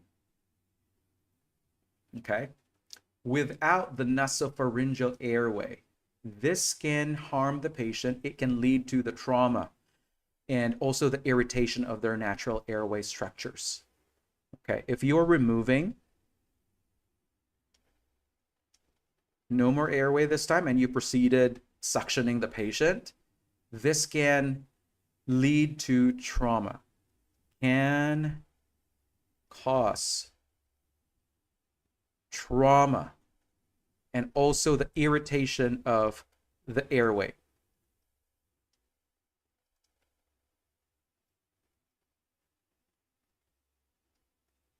Okay. Yeah, the structures in the airway will be irritated, can be injured because of the subsequent suctioning without protecting using the nasopharyngeal airway. We need to have that. Okay, so this is wrong. What about letter C? Leave the airway in place until the patient get used to it. But again, our problem here is that the patient begins to gag and they are coughing because of the placed nasopharyngeal airway. So if we're going to leave the airway in place until the patient gets to it, this is not a safe intervention. When you're going to leave that in place, despite the gagging and also the coughing, this can also lead to discomfort and also potential injury to our patient. There is not a term as getting used to it, because it can definitely cause irritation and also distress, especially that they're gagging. That is a sign of discomfort, distress. So we're not going to leave it there. You need to take it out and do something about it. Leaving the airway is incorrect. You need to take it out because the sign of gagging, the coughing are already signs of irritation and distress. Signs of distress, and irritation. What about letter B? Repositioning the airway. What is that? Repositioning the airway. Well, if you're just going to reposition the airway, this may not address the underlying issue of the airway being too long. So this might not alleviate the gagging and also the coughing. Maybe the patient has been inserted the wrong size, right? It could be a lot longer. It's not the appropriate size. So therefore, we're going to eliminate the letter B, okay? Not the appropriate size. So we are going to end up with letter A, right? Remove the airway and insert a shorter one. This is the best answer for this test question because we know that the gagging and the coughing is basically suggesting that the airway may be too long, and this is causing irritation because the airway can really irritate the mucosal layer in the patient's airway. And so our correct nursing action should be to remove the current airway, and we're going to replace with it a shorter one, okay? And the reason for that is to decrease further discomfort and also to decrease further or potential injury, okay? Answer is letter A. Prevent complications such as injury to the mucosa, and it will also decrease the irritation to the specific area, especially that patient is gagging. All right, so that goal here for this test question is to test your knowledge about prioritizing and making sure that you are providing safety and comfort to your patient. So you need to address this by providing the intervention that will immediately resolve the distress in our patient, okay? We don't want to continue giving the same interventions that are not effective or any intervention that might be causing the issue. So again, that would be letter A. Number 9, a 27-year-old male patient sustained severe head injury in a motorcycle accident, and he has been unresponsive for the past 8 hours since admission. All right, please take note of the statement here. 27-year-old male patient sustained a severe head injury in a motorcycle accident. He has been unresponsive for the past 8 hours since admission. The nurse assesses his level of consciousness using the GCS, and during the assessment, the nurse observes that the patient opens his eyes only in response to the painful stimuli and produces incomprehensible, hang on a minute, incomprehensible sounds and exhibits abnormal extension of the extremities. What should the nurse do next? Is it A, attempt to arouse the patient, or B, reposition the patient with the extremities in normal alignment, B, chart the patient's level of consciousness as coma, and D, notify the physician? So your patient opens eyes only in response to painful stimuli, has incomprehensible sounds, and exhibits abnormal extension of the extremities. Extension. What should the nurse do next? Again, the situation stated that the patient has been admitted, okay? Admitted, has been unresponsive for the past 8 hours since admission. Admission. So, think about a patient in the ED. There's no change in their level of responsiveness. Okay, so pay attention about the scenario, the events that are actually going to be involved in this patient. Okay, 8 hours since admissions. There's no change. So are you going to arouse the patient? Are you going to reposition the patient with the extremities in normal alignment? Or are you going to chart the patient's level of consciousness as coma? Or are you going to notify the physician? Yeah, let's have letter A. Attempt to arouse the patient. Okay. So when your patient has a GCS score indicating coma, right? And if you're attempting to arouse the patient, this is going to unlikely be successful and it's not going to be appropriate. Remember, it's been 8 hours since admission. This has already been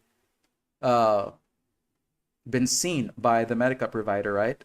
Nobody would have been neglected around this time. 8 hours since admission? Admission. So what do you think about this? Are you going to do this arousing? No. When a patient has a GCS score indicating coma less than 7, arousing them is going to be unsuccessful, not appropriate. So we are going to eliminate letter A. Our patient here is in a decerebrate positioning. Yes. And basically this is the patient's level of responsiveness has been the same. Okay, so there's no quite change. Okay. All right. No change at all. There's no change. What about letter B? Reposition the patient with the extremities in normal alignment. Are we going to promote normal alignment this time? We know that we need to position the patient right comfortably in order to prevent the complications. We need to prevent contractures. We need to reposition the extremities. But then again, this will not really change the neurological status or the abnormal extension response. Okay, that's decerebrate posturing. All right, this is not going to really prevent the contractures if they are decerebrate already. All right, this is not going to address the issue. If you are going to answer letter D, notify the physician. What do you think about this? Notification of the physician.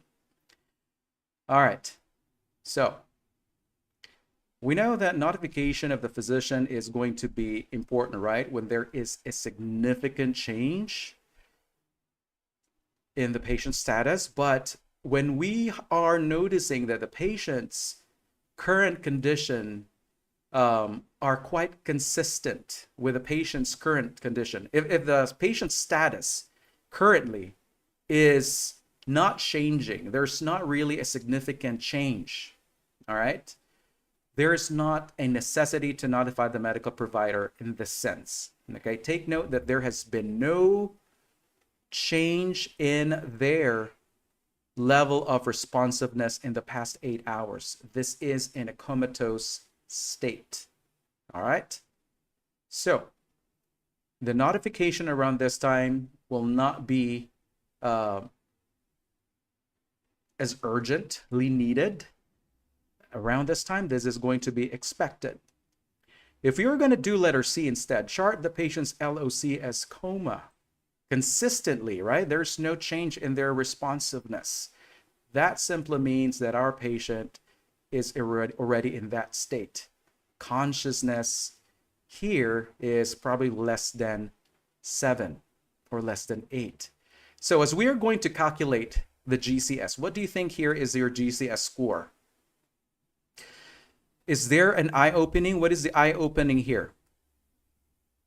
We got eye opening and also the motor response, EVM.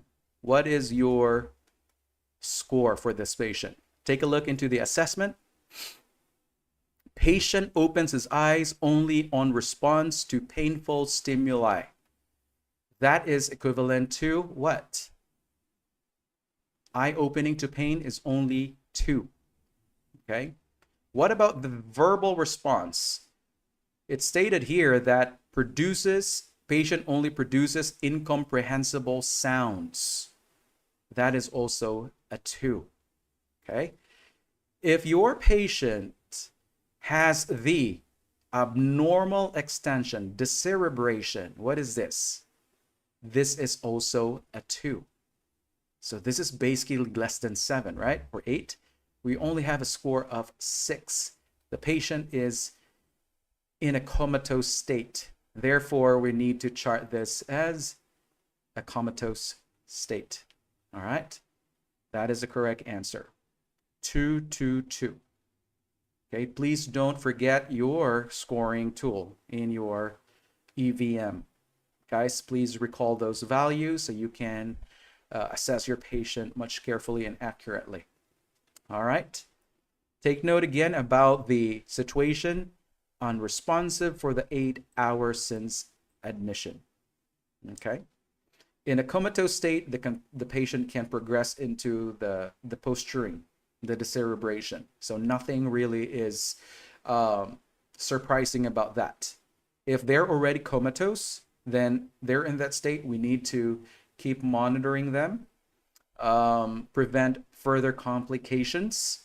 If we have new tests coming in, if we have any more diagnostic tests that will probably reveal any progression, then we're going to have to notify the medical provider if there are newer findings, significant findings, I should say.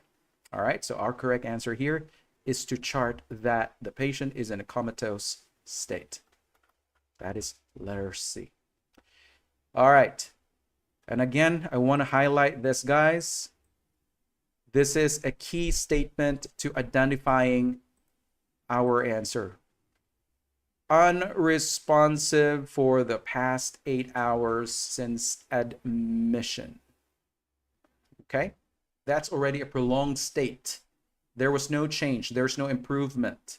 So, patient is already considered is in a comatose state. All righty. Now let's have number 9, or number 10 rather. A 50-year-old male patient is admitted to the ICU after experiencing a cardiac arrest. He has been resuscitated and is now comatose. The healthcare team decides to initiate therapeutic hypothermia to improve his neurological outcomes. As the nurse prepares for this procedure, which interventions should be planned? Select all that apply. Is it A, assist with endotracheal intubation, B, insert an indwelling urinary catheter, or C, begin continuous cardiac monitoring, or D, obtain an order to restrain the patient, or E, prepare to give the sympathomimetic drugs? Your patient, after a cardiac arrest, is admitted to ICU, right? And is now comatose. The healthcare team decides to initiate therapeutic hypothermia to improve his neurological outcomes. Therapeutic hypothermia. So there could be an issue here with the elevation of the temperature. So what would you do as the nurse in this scenario?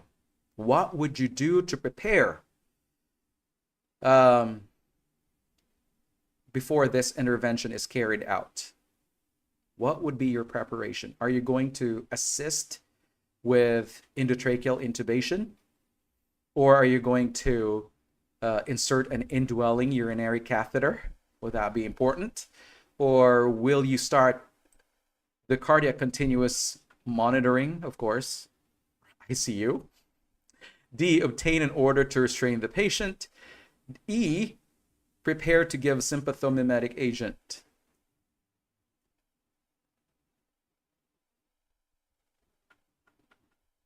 Okay. You're answering letter A, B, C. All right. We are seeing Boss Babe answering A, B, C, and E. Let's start with letter A. Assist with endotracheal intubation.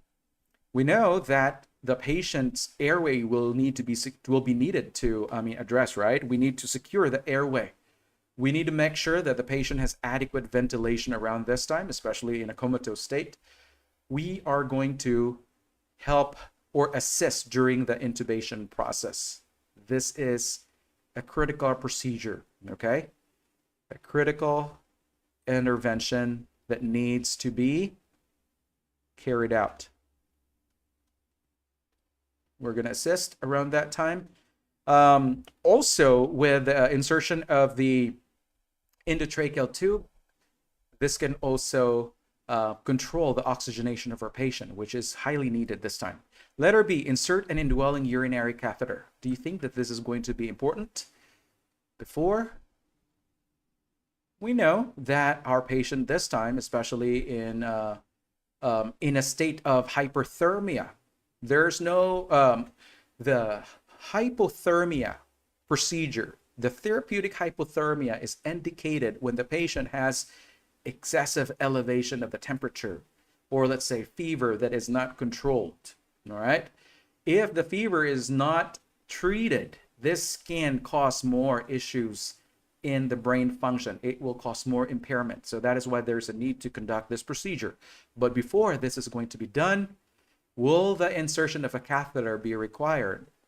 Yes, this is important because this will help quickly monitor, it will accurately monitor the renal function. Okay? Required to monitor renal function. Okay, especially that our patient is in a hyperthermic state and they are going to treat this using that device that will reduce the body temperature. So we really want to make sure that our kidneys are functioning well, especially with the transition in the temperature regulation. We need to make sure that their fluid balance is going to be maintained and make sure that the kidneys are perfused properly. And we are going to look into the urinary output more critically. That is important. What about letter C? Begin continuous cardiac monitoring. Yeah. In a procedure, cardiac, or let's say the therapeutic hypothermia rather, the procedure is high risk. Okay. Therapeutic hypothermia. What can be the risk? There is a risk that the patient might go into cardiac dysrhythmias. Okay. So it is very important that our patient is already hooked to the cardiac monitoring device, especially that he's already in ICU, right? Yeah, make sure that this is continually monitored, not just attached to the monitor, but make sure somebody is really looking into the waves, not just attaching.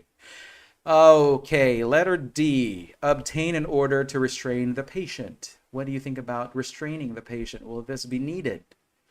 Restraining the patient?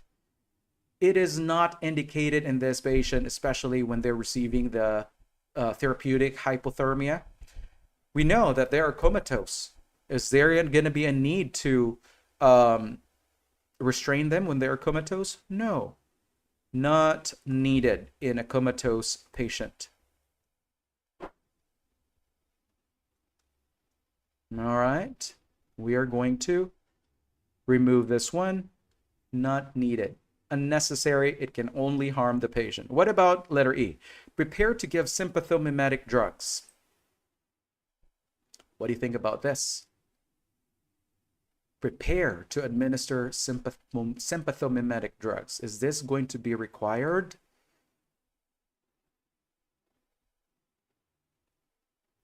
Well, the sympathomimetic medications can stimulate the heart. It can also but here, especially that we are dealing with a therapeutic hypothermia procedure, when we are going to administer the sympathomimetic drugs, this can actually increase the patient's risk to developing fatal dysrhythmias. May precipitate fatal dysrhythmias. Could be the VFib. No, we don't want that.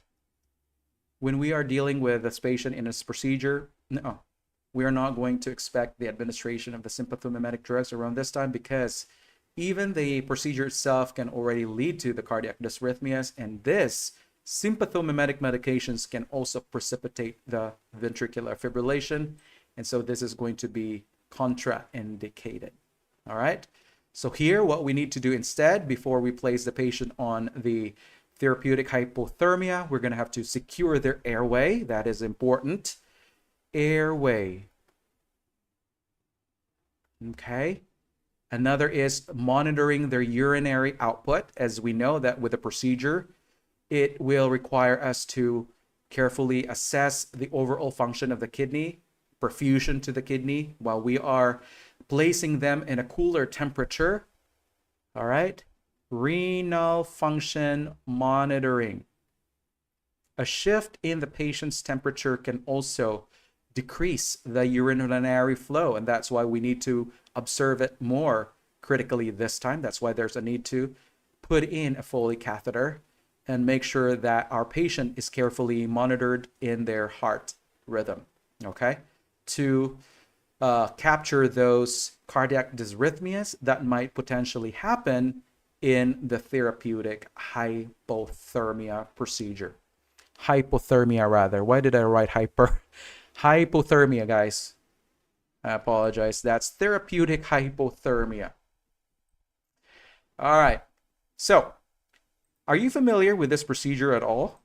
The hypothermia, therapeutic hypothermia procedure in a case of a comatose patient, especially if they have uncontrolled temperature elevation. Do you know about this? If not, this procedure is basically going to involve the use of the device, which is the Arctic sun temperature. Have you seen this one? This is basically the brand of the machine. Arctic sun temperature. And this is a management system. Again, that's Arctic sun temperature. And this system basically is going to require filling the equipment with water, okay? And this will allow the cooling of those pads, which will be applied to the patient's body. So it's not going to be applied directly into the patient's skin. The patient's skin will be covered with a thin sheet of blanket. The device will not directly be on contact to the patient's skin. No, we don't want that. Again, you're going to have to place a thin sheet of blanket into the patient in order to prevent direct contact with the material. Another product that is known to be used is the ThermoGuard XP temperature. So I want you to take a look into these things. These are used to reduce the body temperature. Okay. And this is also a management system. And so this is going to much more be invasive. It's going to use an intravascular catheter to regulate the patient's temperature. Invasive procedure. Again, this is going to employ the use of intravascular catheters to regulate the body temperature. So again, the goal here is to cool the patient's body temperature, and the temperature should be stabilized somewhere between 32 degrees Celsius to about 36. And that is the usual specified range. It might vary sometimes, or it might vary according to the prescription, but usually this is the range that is the goal in order to maintain a normal body temperature. We don't really want to cool down the temperature way too much. That would exactly do some more complications. Again, the goal of the therapy is to reduce the body temperature, 32 to 36 degrees Celsius. Okay? All right, let's move on to number 11. A 40-year-old male patient is admitted to the ED after sustaining a head injury in a fall. During the neuro assessment, the nurse observes that the patient opens his eyes in response to verbal stimulation, uses inappropriate language when stimulated, and does not follow a verbal command to move, but attempts to push away a painful stimulus. Based on these observations, what is the patient's Glasgow Coma Scale score?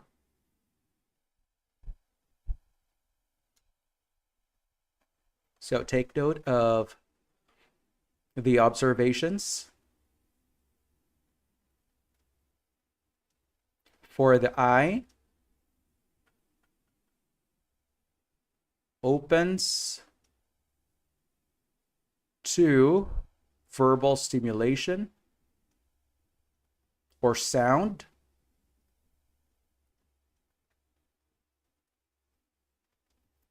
What about the verbal response? It said inappropriate language. Inappropriate language.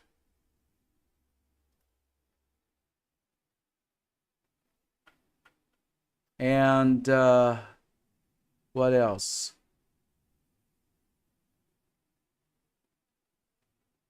When stimulated and does not follow a verbal command to move, but attempts to push away a painful stimuli. For the motor, push away a painful stimulus. So take note of those observations. So what would be your score here? GCS score, total. Let's have letter A, 9. What do you think about 9, letter A?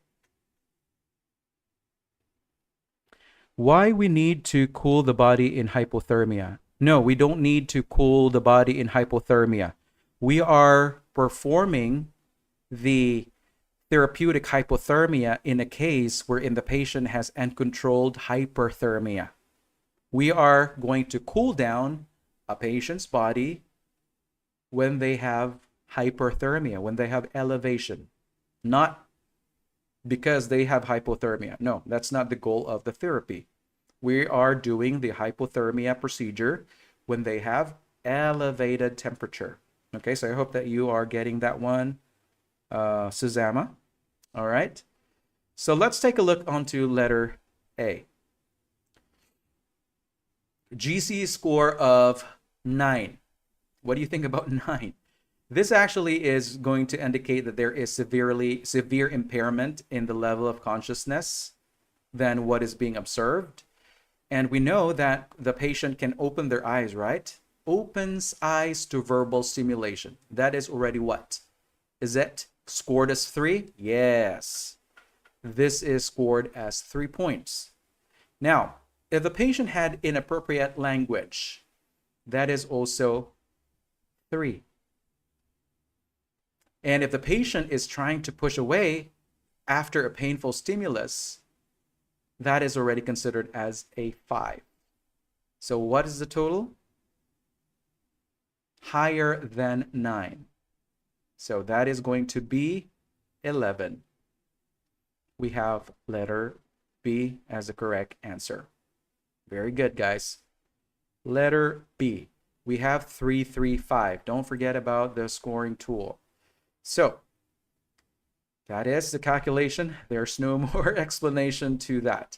So if you had answered letter B, 11, or let's say letter C instead, 13, this is going to signify that the patient has a less impaired level of consciousness than observed. So it doesn't really meet the criteria, okay, for the scoring that we had done. It is a lot higher. So this is an inaccurate calculation if we are answering letter C. Same thing with letter D. Remember that the patient is manifesting pushing away with painful stimulus. They're only gonna, have the inappropriate language. We know that the perfect score for that is 6, right? But they're only scoring 5. So that's totally inaccurate calculation if you had answered letter D. All right, our correct answer is B. All righty, let's have number 12.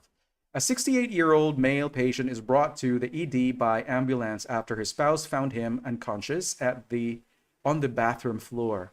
Upon the patient's arrival, which action should the nurse take first? Is it A, check oxygen saturation, B, assess pupil reaction to light, C, palpate the head for injuries, and D, verify Glasgow Coma Scale score? What do you think, guys? A 68-year-old male patient is brought to the ED by ambulance after his spouse found him unconscious and on the bathroom floor. Upon the patient's arrival, which action should the nurse take first? Is it A, check O2 saturation, B, assess pupil reaction to light, and C, palpate the head for injuries, and D, verify Glasgow Coma Scale score?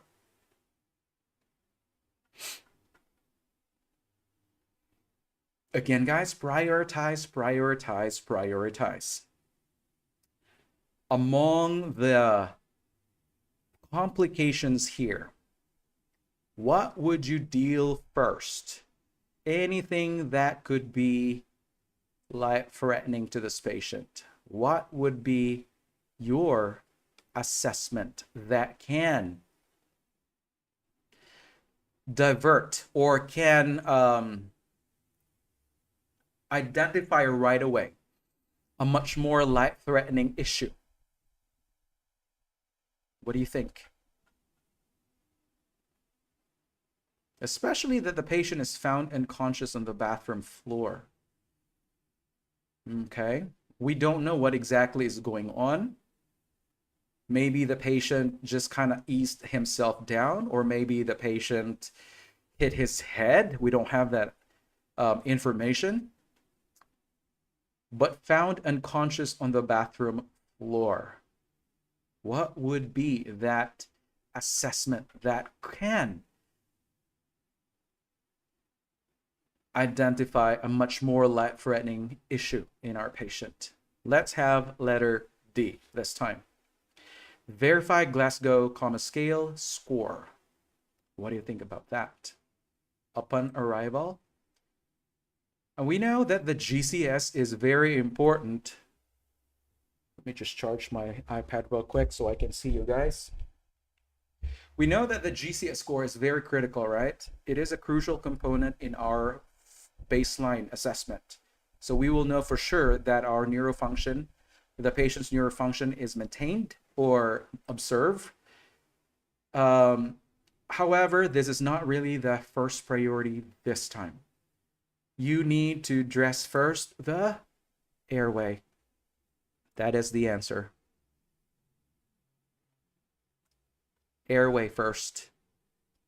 And that is going to point out number or letter A. Oxygenation needs to be checked first.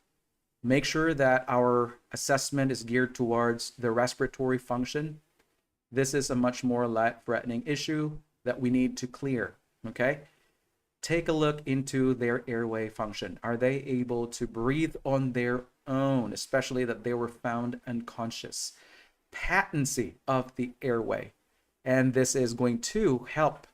The checking of the oxygen saturation will also help this, okay? In the assessment of the airway,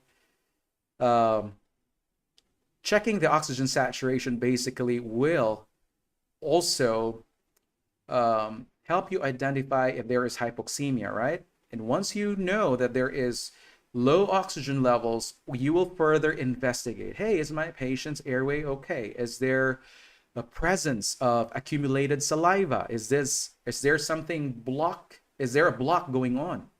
Will there be increased secretions that's going on in there? So this will be your priority this time. What about letter B? Pupillary reaction to the light. We know that this is also important, right? But the neurological evaluation this time will take a second spot. We need to check first the ABCs, airway, breathing, and circulation, before we're going to have to deal with the neurological assessments. This will take precedence. Nothing will really improve if we are not securing the patient's airway, because if there is an issue with their breathing, their circulation, then there will be no proper oxygenation to the brain cells as well. So this will not take precedence. What about letter C? Palpate the head for injuries. Would this be a priority issue or nursing intervention? We know that this is also important, right? Checking for the trauma. This is also an immediate priority to ensure that the patient's head is not having any kind of like a fracture or anything. But again, our airway, securing the airway, is the most important assessment that you should be dealing first. Make sure to do that.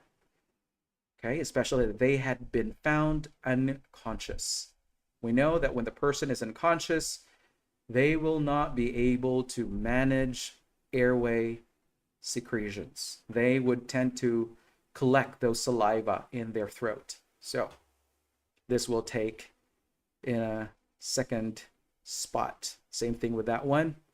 Verifying Glasgow Coma Scale will also take the second spot. So we have to check the patient's O2 saturation. Let's have our discussion about the Glasgow Coma Scale. Actually, the assessment, this is going to be the general assessment. So here, when we are going to deal with a patient that has coma or maybe an alteration in their mental state, we're going to have to follow through the sequence. Eye opening can be part of the neuro function, right? The GCS, but I kind of separated it to make it more distinct. So take a look into the eye opening, the responsiveness. This is very critical, okay? When we are going to check for the arousal, eye opening, this is really gonna check if your patient can open their eyes in response to a stimuli. It could be just spontaneous eye opening, or it could be the sound of your footsteps, or maybe the sound of the door closing when you are approaching the patient. Awareness is also an important assessment. We want to make sure that we are able to detect if the patient can follow you or objects with their eyes. And this is basically going to determine if they are aware of their surroundings. Okay? This is very important. Or the person. Now, we have already talked about the GCS, right? We're going to make sure go into the sequence of checking the eye opening, the verbal response, the motor response.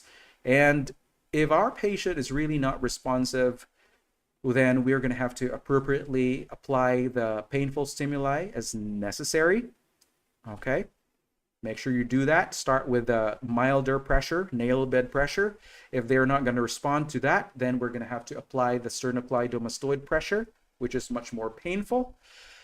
And next to that will be assessing the patient's cognitive function. So what is this?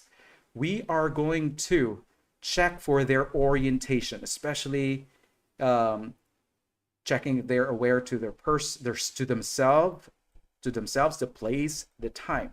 Again, these are just generic assessment actions. All right. If your patient is no longer responsive when they have this GCS, if they already have a score less than 8, well, of course, would you do the cognitive function? Of course not, if they are not responsive. So you're going to stop right there. However, if the patient's GCS is higher, let's say 11, 12, 13, 14, then you're going to proceed with the cognitive function. All right?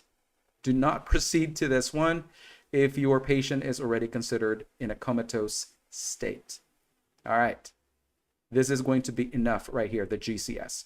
But if your patient is a higher level in their GCS score, you're going to have to evaluate their orientation, person, place, the time, events. You're going to have to gather general information. You're going to inquire about the patient, about local events, if they're aware about news, in order to engage or gauge their awareness. Another is to check for their speech and aphasia. And this is going to determine if the patient has expressive aphasia. Maybe they have difficulty in speaking or writing, or maybe they have receptive aphasia. So please take note about the expressive and the receptive aphasia, or maybe the global type of aphasia. So this is going to be both receptive And expressive, while we are talking about expressive aphasia, this is difficulty in speaking. Okay. And then we have the receptive, which is difficulty in they're not going to be able to comprehend. Okay. Decreased comprehension of the written language, or it could be decreased comprehension from what they are hearing. They're not going to follow commands because they do not understand what you instructed to them. So take note about the cognitive function. Let's talk about motor function and the cranial nerves. These are very important. So for the motor function testing, we're going to check for the voluntary and reflexive movement. So at this point, we are going to check for the strength and the symmetry of the movements in both arms and legs. Check for the symmetry of strength, either the upper or the lower extremities, upper or the lower extremities. And also we're going to have to check for the localization. So what does that mean? We're going to check if the patient is able to point out where a stimulus is applied. So you're going to have to ask this patient by asking them to close their eyes, and you're going to tell them, or you're going to ask them, can you tell me where exactly I am touching you right now?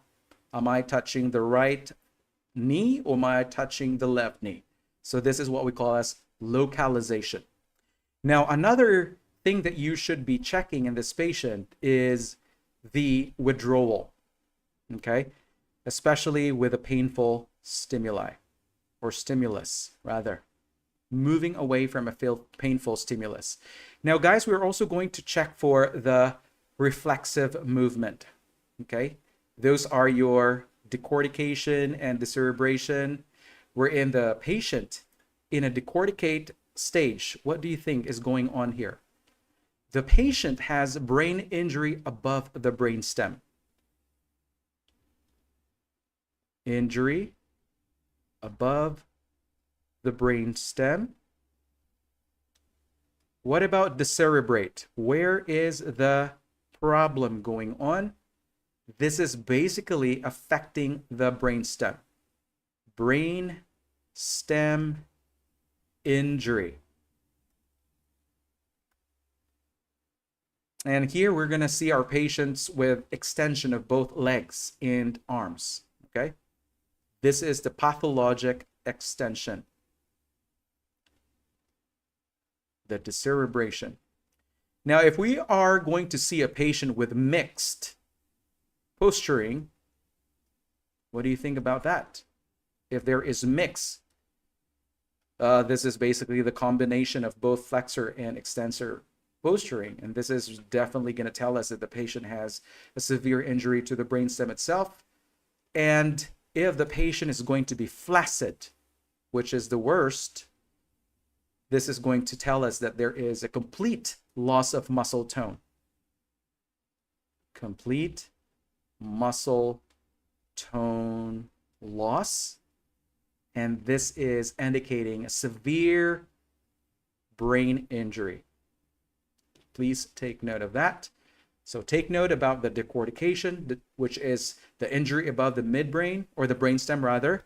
The decerebration, which is a reflection that our patient's brainstem is already injured. And then we have the mixed, and then the flaccid, which is indicating a severe brain injury.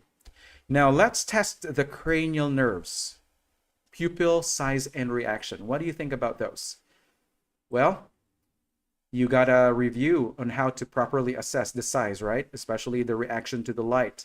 You got to check onto the size and also the symmetry. Are they equally reactive? Is the other one sluggish? Is the other one brisk?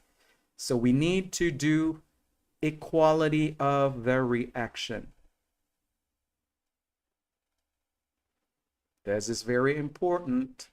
What about extraocular movement? We're going to check the cranial nerves 3, 4, and 6. So remember the extraocular movements, guys, with checking the patient's oculocephalic response. We're going to have to turn the patient's head from side to side. And this is going to be done in order to elicit that opposite movement of the eyes when we are turning their head. Okay, so the oculocephalic movement. All right, we're going to do that. What about the oculovestibular responses? What is this? This is a test that will be evaluating any brainstem function.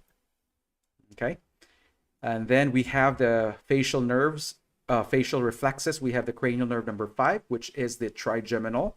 We also have the cranial nerve number 7, which is the facial nerve.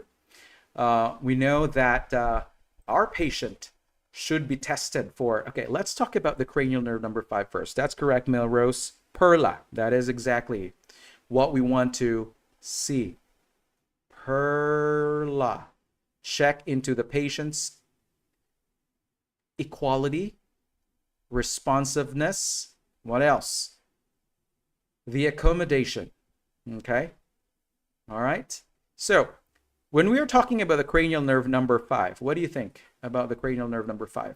We are going to check on the sensation of the face, the trigeminal nerve. Sensation of the face. This is a trigeminal. And now we also have the motor function of the cranial nerve number 5, which is the control in the chewing. Okay. So how are we going to check this? Cranial nerve number 5. You're going to apply light touch into the patient's face using that cotton swab. And you're going to ask the patient if they can feel the cotton swab. Or you can also apply some painful stimulus, maybe a pinprick. You're going to poke those areas, but not totally poking into the skin. You just need to apply the pinpoint to elicit the response if they can feel pain from the... Cannot find any live class. Yes, we'll be sending you the link, so stay behind after this session is going to... before the class ends today, please stay behind so I can send you the link real quick. All right. Now, with the cranial nerve assessment, how are you going to assess? Please don't forget this. It could be the light touch testing, light touch with the use of that cotton swab, or it could be the painful stimulus. You're going to apply the pin. All right. Or what you can do is also administer the temperature. Maybe you're going to apply a warm compress or maybe a cold object into the patient's face, and they need to be checked. Ask them if they can exactly tell the temperature that you're applying. Now, for the cranial nerve number 5, what do you think would be the testing here? What do you think? For the motor, because it also has a motor function. We're talking about trigeminal. You're going to ask the patient to clench their teeth. And when you're going to have them do that, you're going to palpate the temporal masseter muscles in order to assess the strength and also the symmetry of the contraction. Again, you're going to ask them to clench their teeth, and then you're going to palpate their muscles, especially the temporal and also the masseter muscles, to check for the symmetry of the contraction in their muscles. Now, talking about the cranial nerve number 7, which is the facial. We are going to also check for what? The sensation, right? So how are we going to do this? We are going to allow the patient to tell us, let's start with the motor this time. Let's have motor. So this is very important. Motor response with cranial nerve number 7, it's going to be done by allowing the patient to make facial movements. They're going to have to be asked to raise their eyebrows, or closing their eyes tightly, or making them smile, or showing their teeth, or you have them puff their cheek out. Okay, so that is the motor testing for the cranial nerve number 7. Now, if you're going to check the patient's sensory function in the facial nerve, you're going to give them a sweet solution, maybe a salty solution, sour or bitter substances to the front part of their tongue. And then this is something that you can do with that cotton swab. You're just going to dip into that substance and have them tell you what taste they are actually sensing. Okay, so they need to identify the different taste. Now, I'm not going to elaborate on the other cranial nerves. We already talked about this in the previous topic, especially with the myasthenia gravis, right? Remember about that? And also the Parkinson's. So review into those video as well. Now, let me see if I'm forgetting anything here about the cranial nerves. Let's have the ongoing assessment, especially respiratory rate and pattern. Okay, so I did not really arrange them according to the urgency. They're just based on it's not according to the level of urgency. So, but the next assessment here that we should be doing is to check for their respiratory function. This is very important. Again, this is going to include the ABCs as well. All right, don't forget about that. And regarding the rate, we're going to have to check if they are regularly in their pattern, or maybe they are having Kussmaul's respiration. Maybe they are having the diabetic ketoacidosis, or maybe Cheyne-Stokes, wherein there is now a gradual increase or maybe the decrease in their breathing. And this is going to be followed by the apnea as well, or maybe they are going to have apneic episodes, absence of their breathing. So take note of those. Then we're going to have to proceed with assessing their deep tendon reflexes. We're going to have to check if they have spasticity, or let's say parotonia, or rigidity. So make sure that you have those as well. The head exam, what is this? This is going to require you to visually check the patient's head. You need to really inspect the patient's head this time. Any signs of trauma, visible bleeding, or maybe presence of leak. Maybe that leak coming from the nose. Clear fluids coming from the nose. Or it could be the ears. This is something that you need to investigate, guys, especially when a patient has this one. If the coma is caused by a motor vehicular accident or something, direct head injury, then of course you're going to have to do this, right? So if you are suspecting that the clear fluid draining from the ear, or let's say the nose, is a cerebrospinal fluid, then what you're going to need to do here is to place a dry gauze and make sure that you're going to obtain a drop of that fluid. Okay, what you're going to do here, you're going to get a clean or a sterile gauze. It's not going to be inserted, right? We're not doing that. We're only going to test the fluid, if it's a cerebrospinal fluid or it's just a regular sweat. We don't know. It's dripping.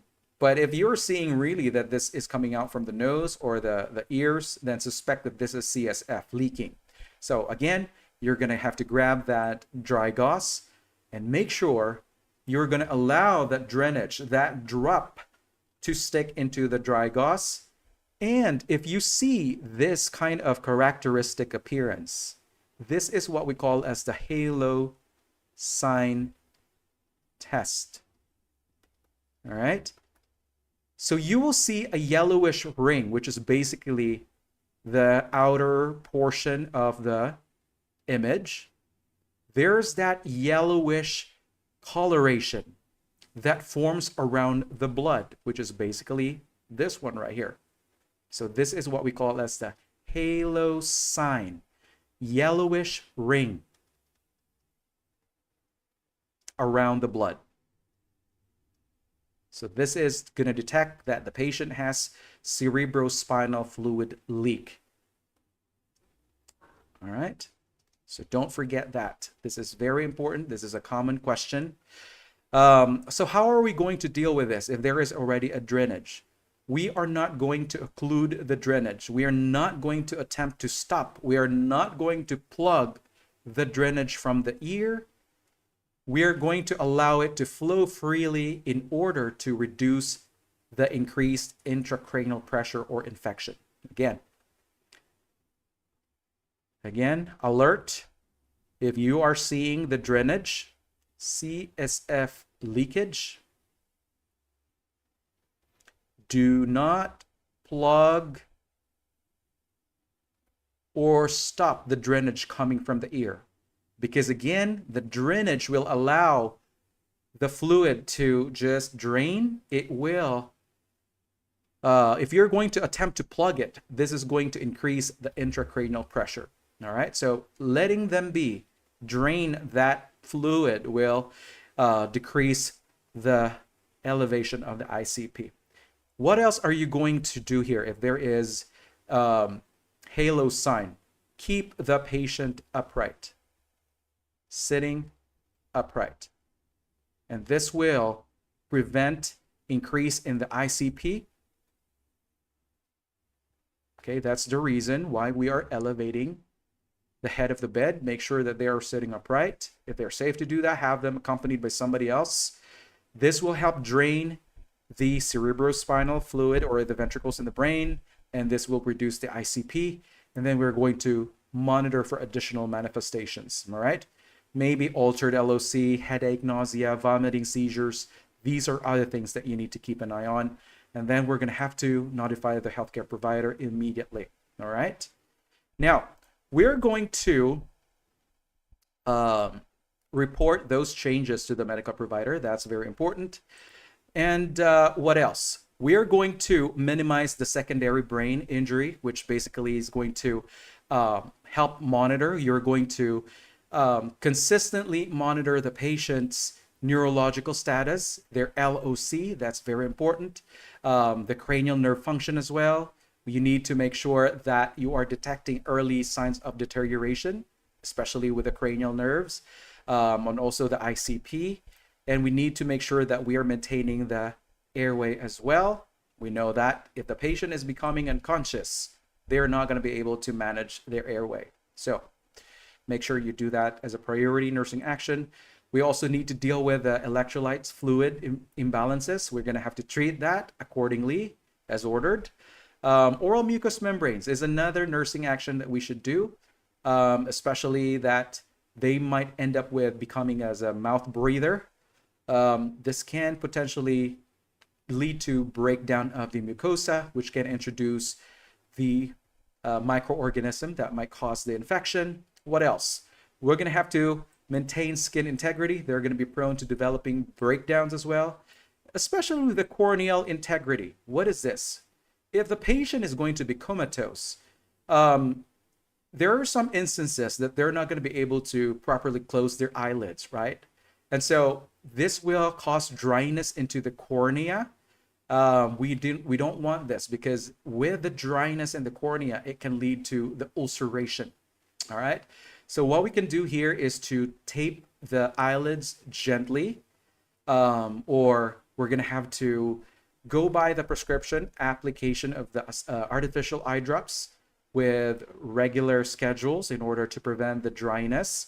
What else? Reducing the fever. This is very important, especially if the patient will end up with the hyperthermia. And that is why we talked about the therapeutic hypothermia.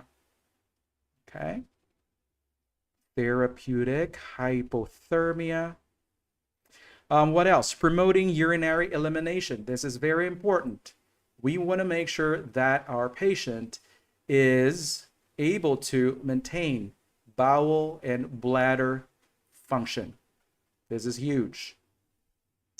And the reason for that is because if they are not going to be given adequate bowel care, and if they are at higher risk to developing the ICP, if they are feeling constipated, yeah, this can lead to that increasing ICP as well. We want to make sure that they are able to maintain urinary elimination, make sure that they're not retaining urine, because the distension alone can also cause an elevation in their ICP. Okay, those are very important. Now, I guess that's thing I already covered both. Promote urinary elimination and promote bowel function. Now let's talk about number 13. A 32-year-old female patient is admitted to the intensive care unit after being found unconscious at home, suspected of a drug overdose. The healthcare team is monitoring her closely during the first 24 hours of hospitalization. So which of the following nurse's priority?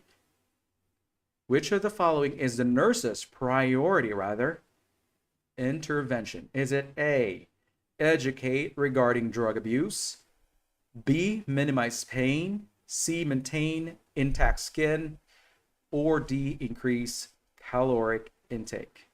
Let me reread the scenario. A 32-year-old female patient is admitted to the ICU after being found unconscious at home, suspected of a drug overdose.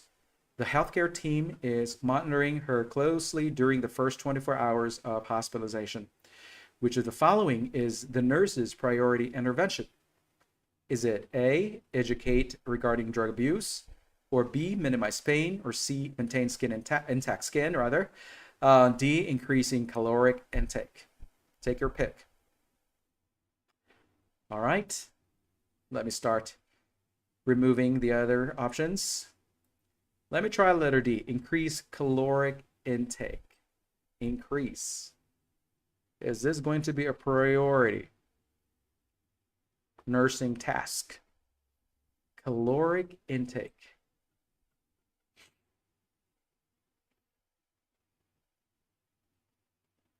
We know that the patient has to have some form of nutritional support, right?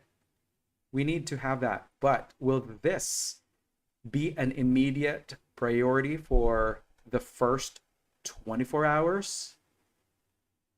Especially that they're a comatose patient? I believe it's not going to be an immediate intervention that you should prioritize this time. Usually, in a patient that is comatose, they will be placed on an NPO state initially, okay? And then after a few days, we're going to address the nutritional needs, and then we're going to probably end up getting those orders, maybe enteral nutrition, or could be parenteral nutrition. But then again, during the first stages, especially the first 24 hours, increasing caloric intake will not be a huge priority. We are eliminating that one. What about letter A, educating regarding drug abuse? Do you think that this is appropriate to our patient that is still in a state wherein they're not ready to receive that education? Do you think that this will be effective? This is going to be effective only if you are dealing a patient that is much more wide awake, that they will now have some kind of comprehension that they are ready to do that. This is more of an action that can be dealt with for long-term recovery, okay? So this is not going to address the initial issues that you will encounter during the acute phase. We are marking that as wrong. What about letter B, minimizing pain? Will this address the manifestations during the acute phase? We know that we need to address the pain sensation, but again, the primary concern during the initial phase, or let's say the acute phase, the first 24-hour period, it's not going to be about the pain control, but we will place a much higher priority into preventing the complications, which will be the letter C, maintaining intact skin and conscious at home.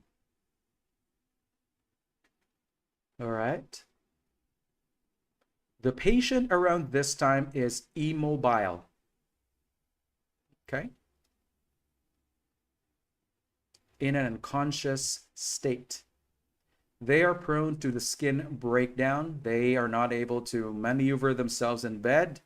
So we need to do this. It doesn't seem so critical, right? Maintaining intact skin doesn't seem like it. But considering the patient's overall picture here, unconscious state, in a patient that is overdosed, especially, you're not going to expect a patient that is wide awake when they get admitted. Usually they will still be in a sedative state. They will be sedate. They will be unconscious around this time. So even minimizing pain would not be really a nursing action that you should be performing around this time in an unconscious state. No. You will still monitor for the pain if there is, but minimizing the pain would not be a higher priority compared to maintaining an intact skin. Okay, skin breakdown is common during the acute phase when they are so immobile. Quite weird, but it's the reality. Okay, let's have number 14. A 60-year-old male patient is unconscious and requires proper positioning to prevent complication and ensure comfort.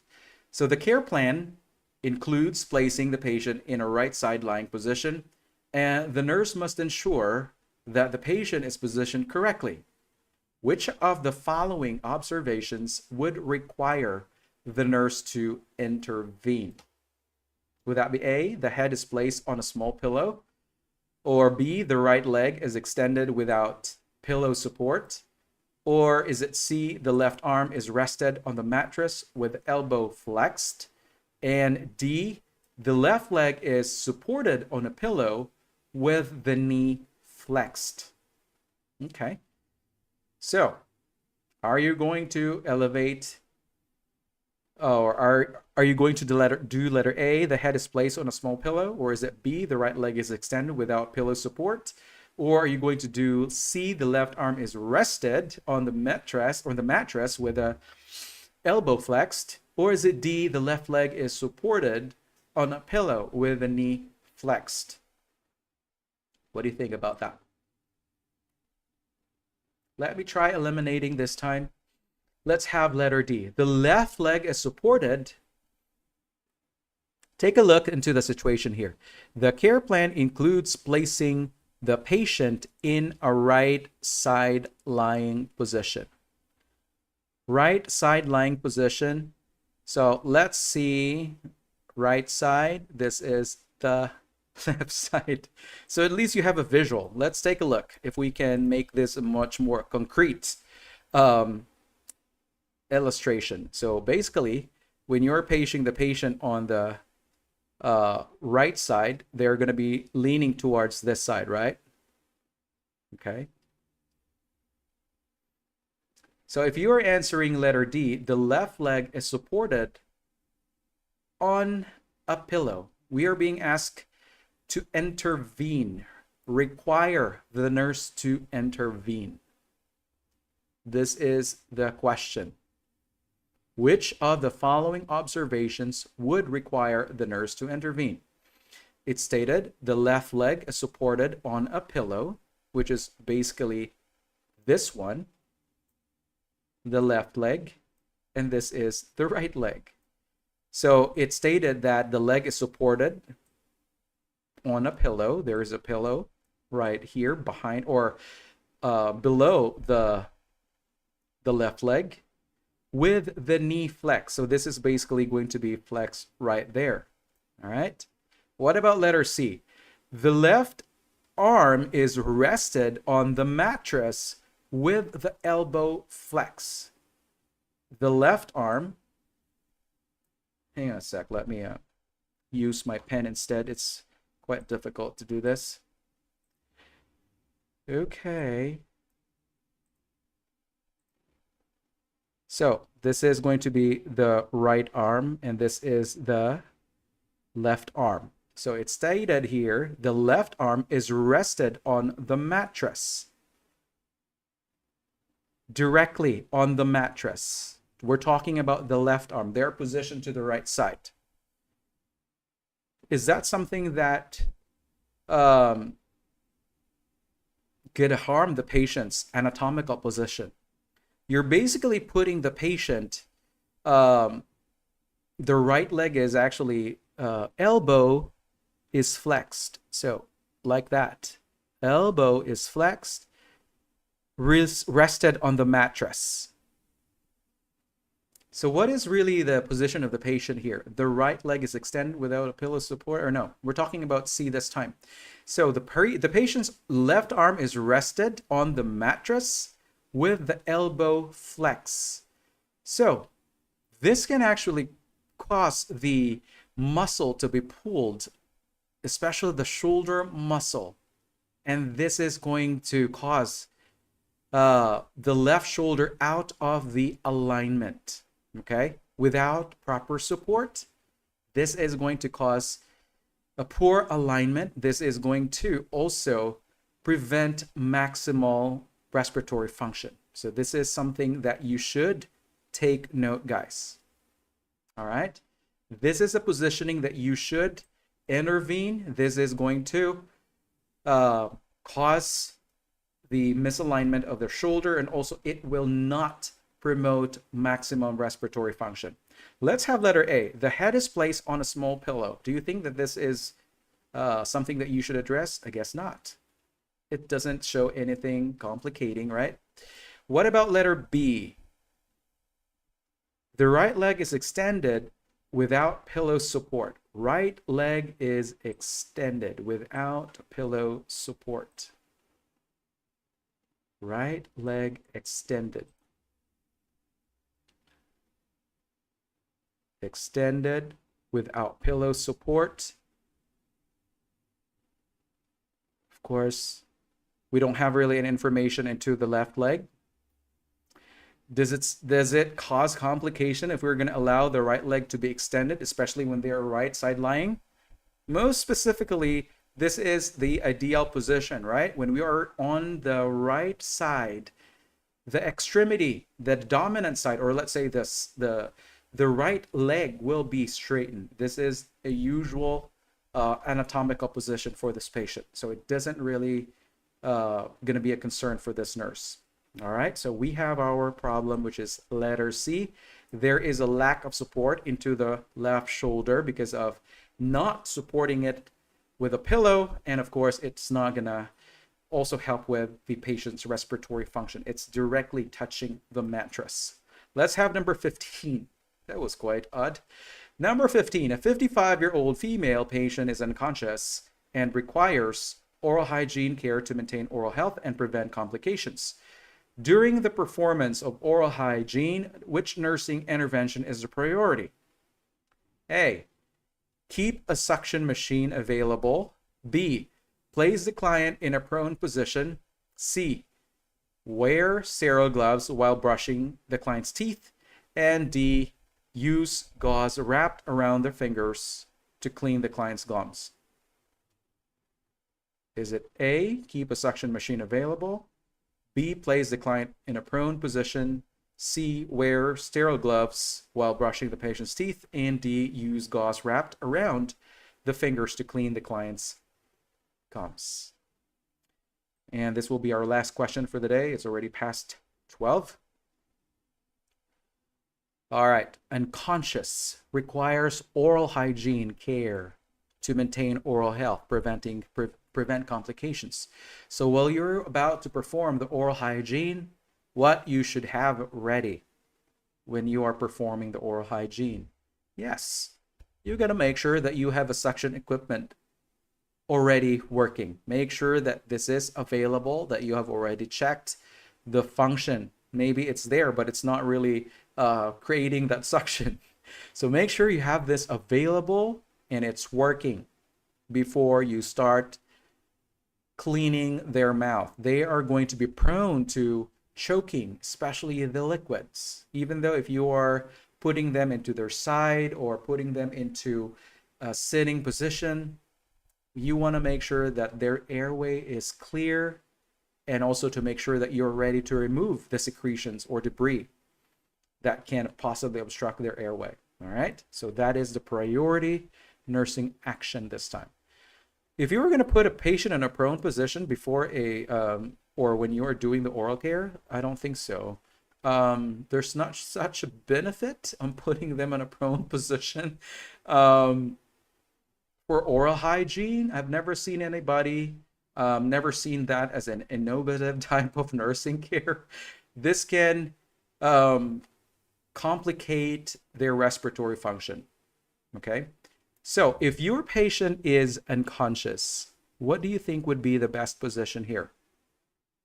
You're going to place them in a side lying position to prevent the aspiration, and you're going to put their head a little bit slightly elevated, head of bed elevated, to prevent the aspiration. Okay, so we're going to do that for this procedure, okay, on top of securing the suction machine.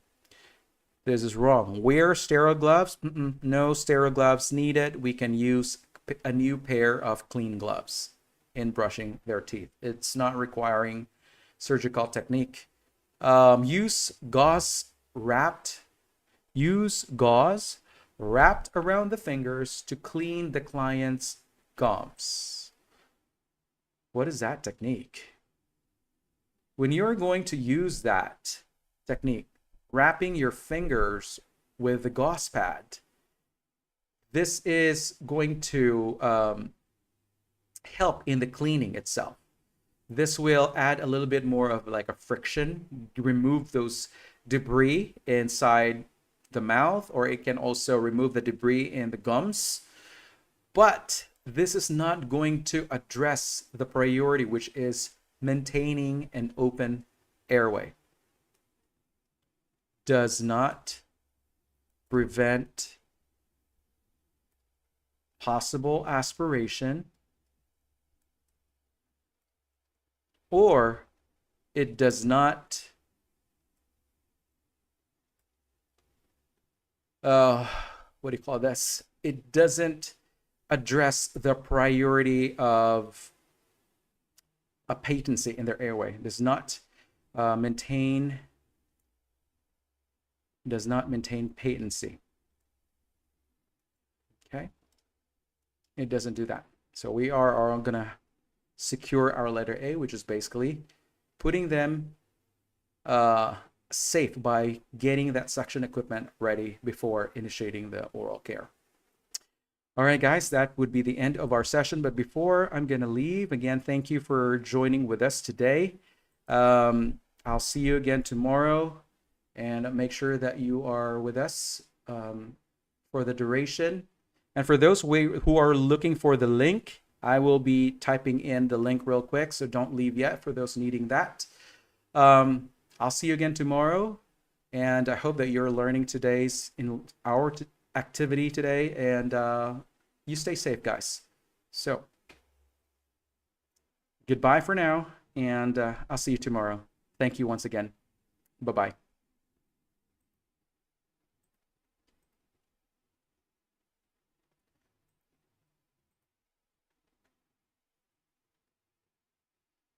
Link.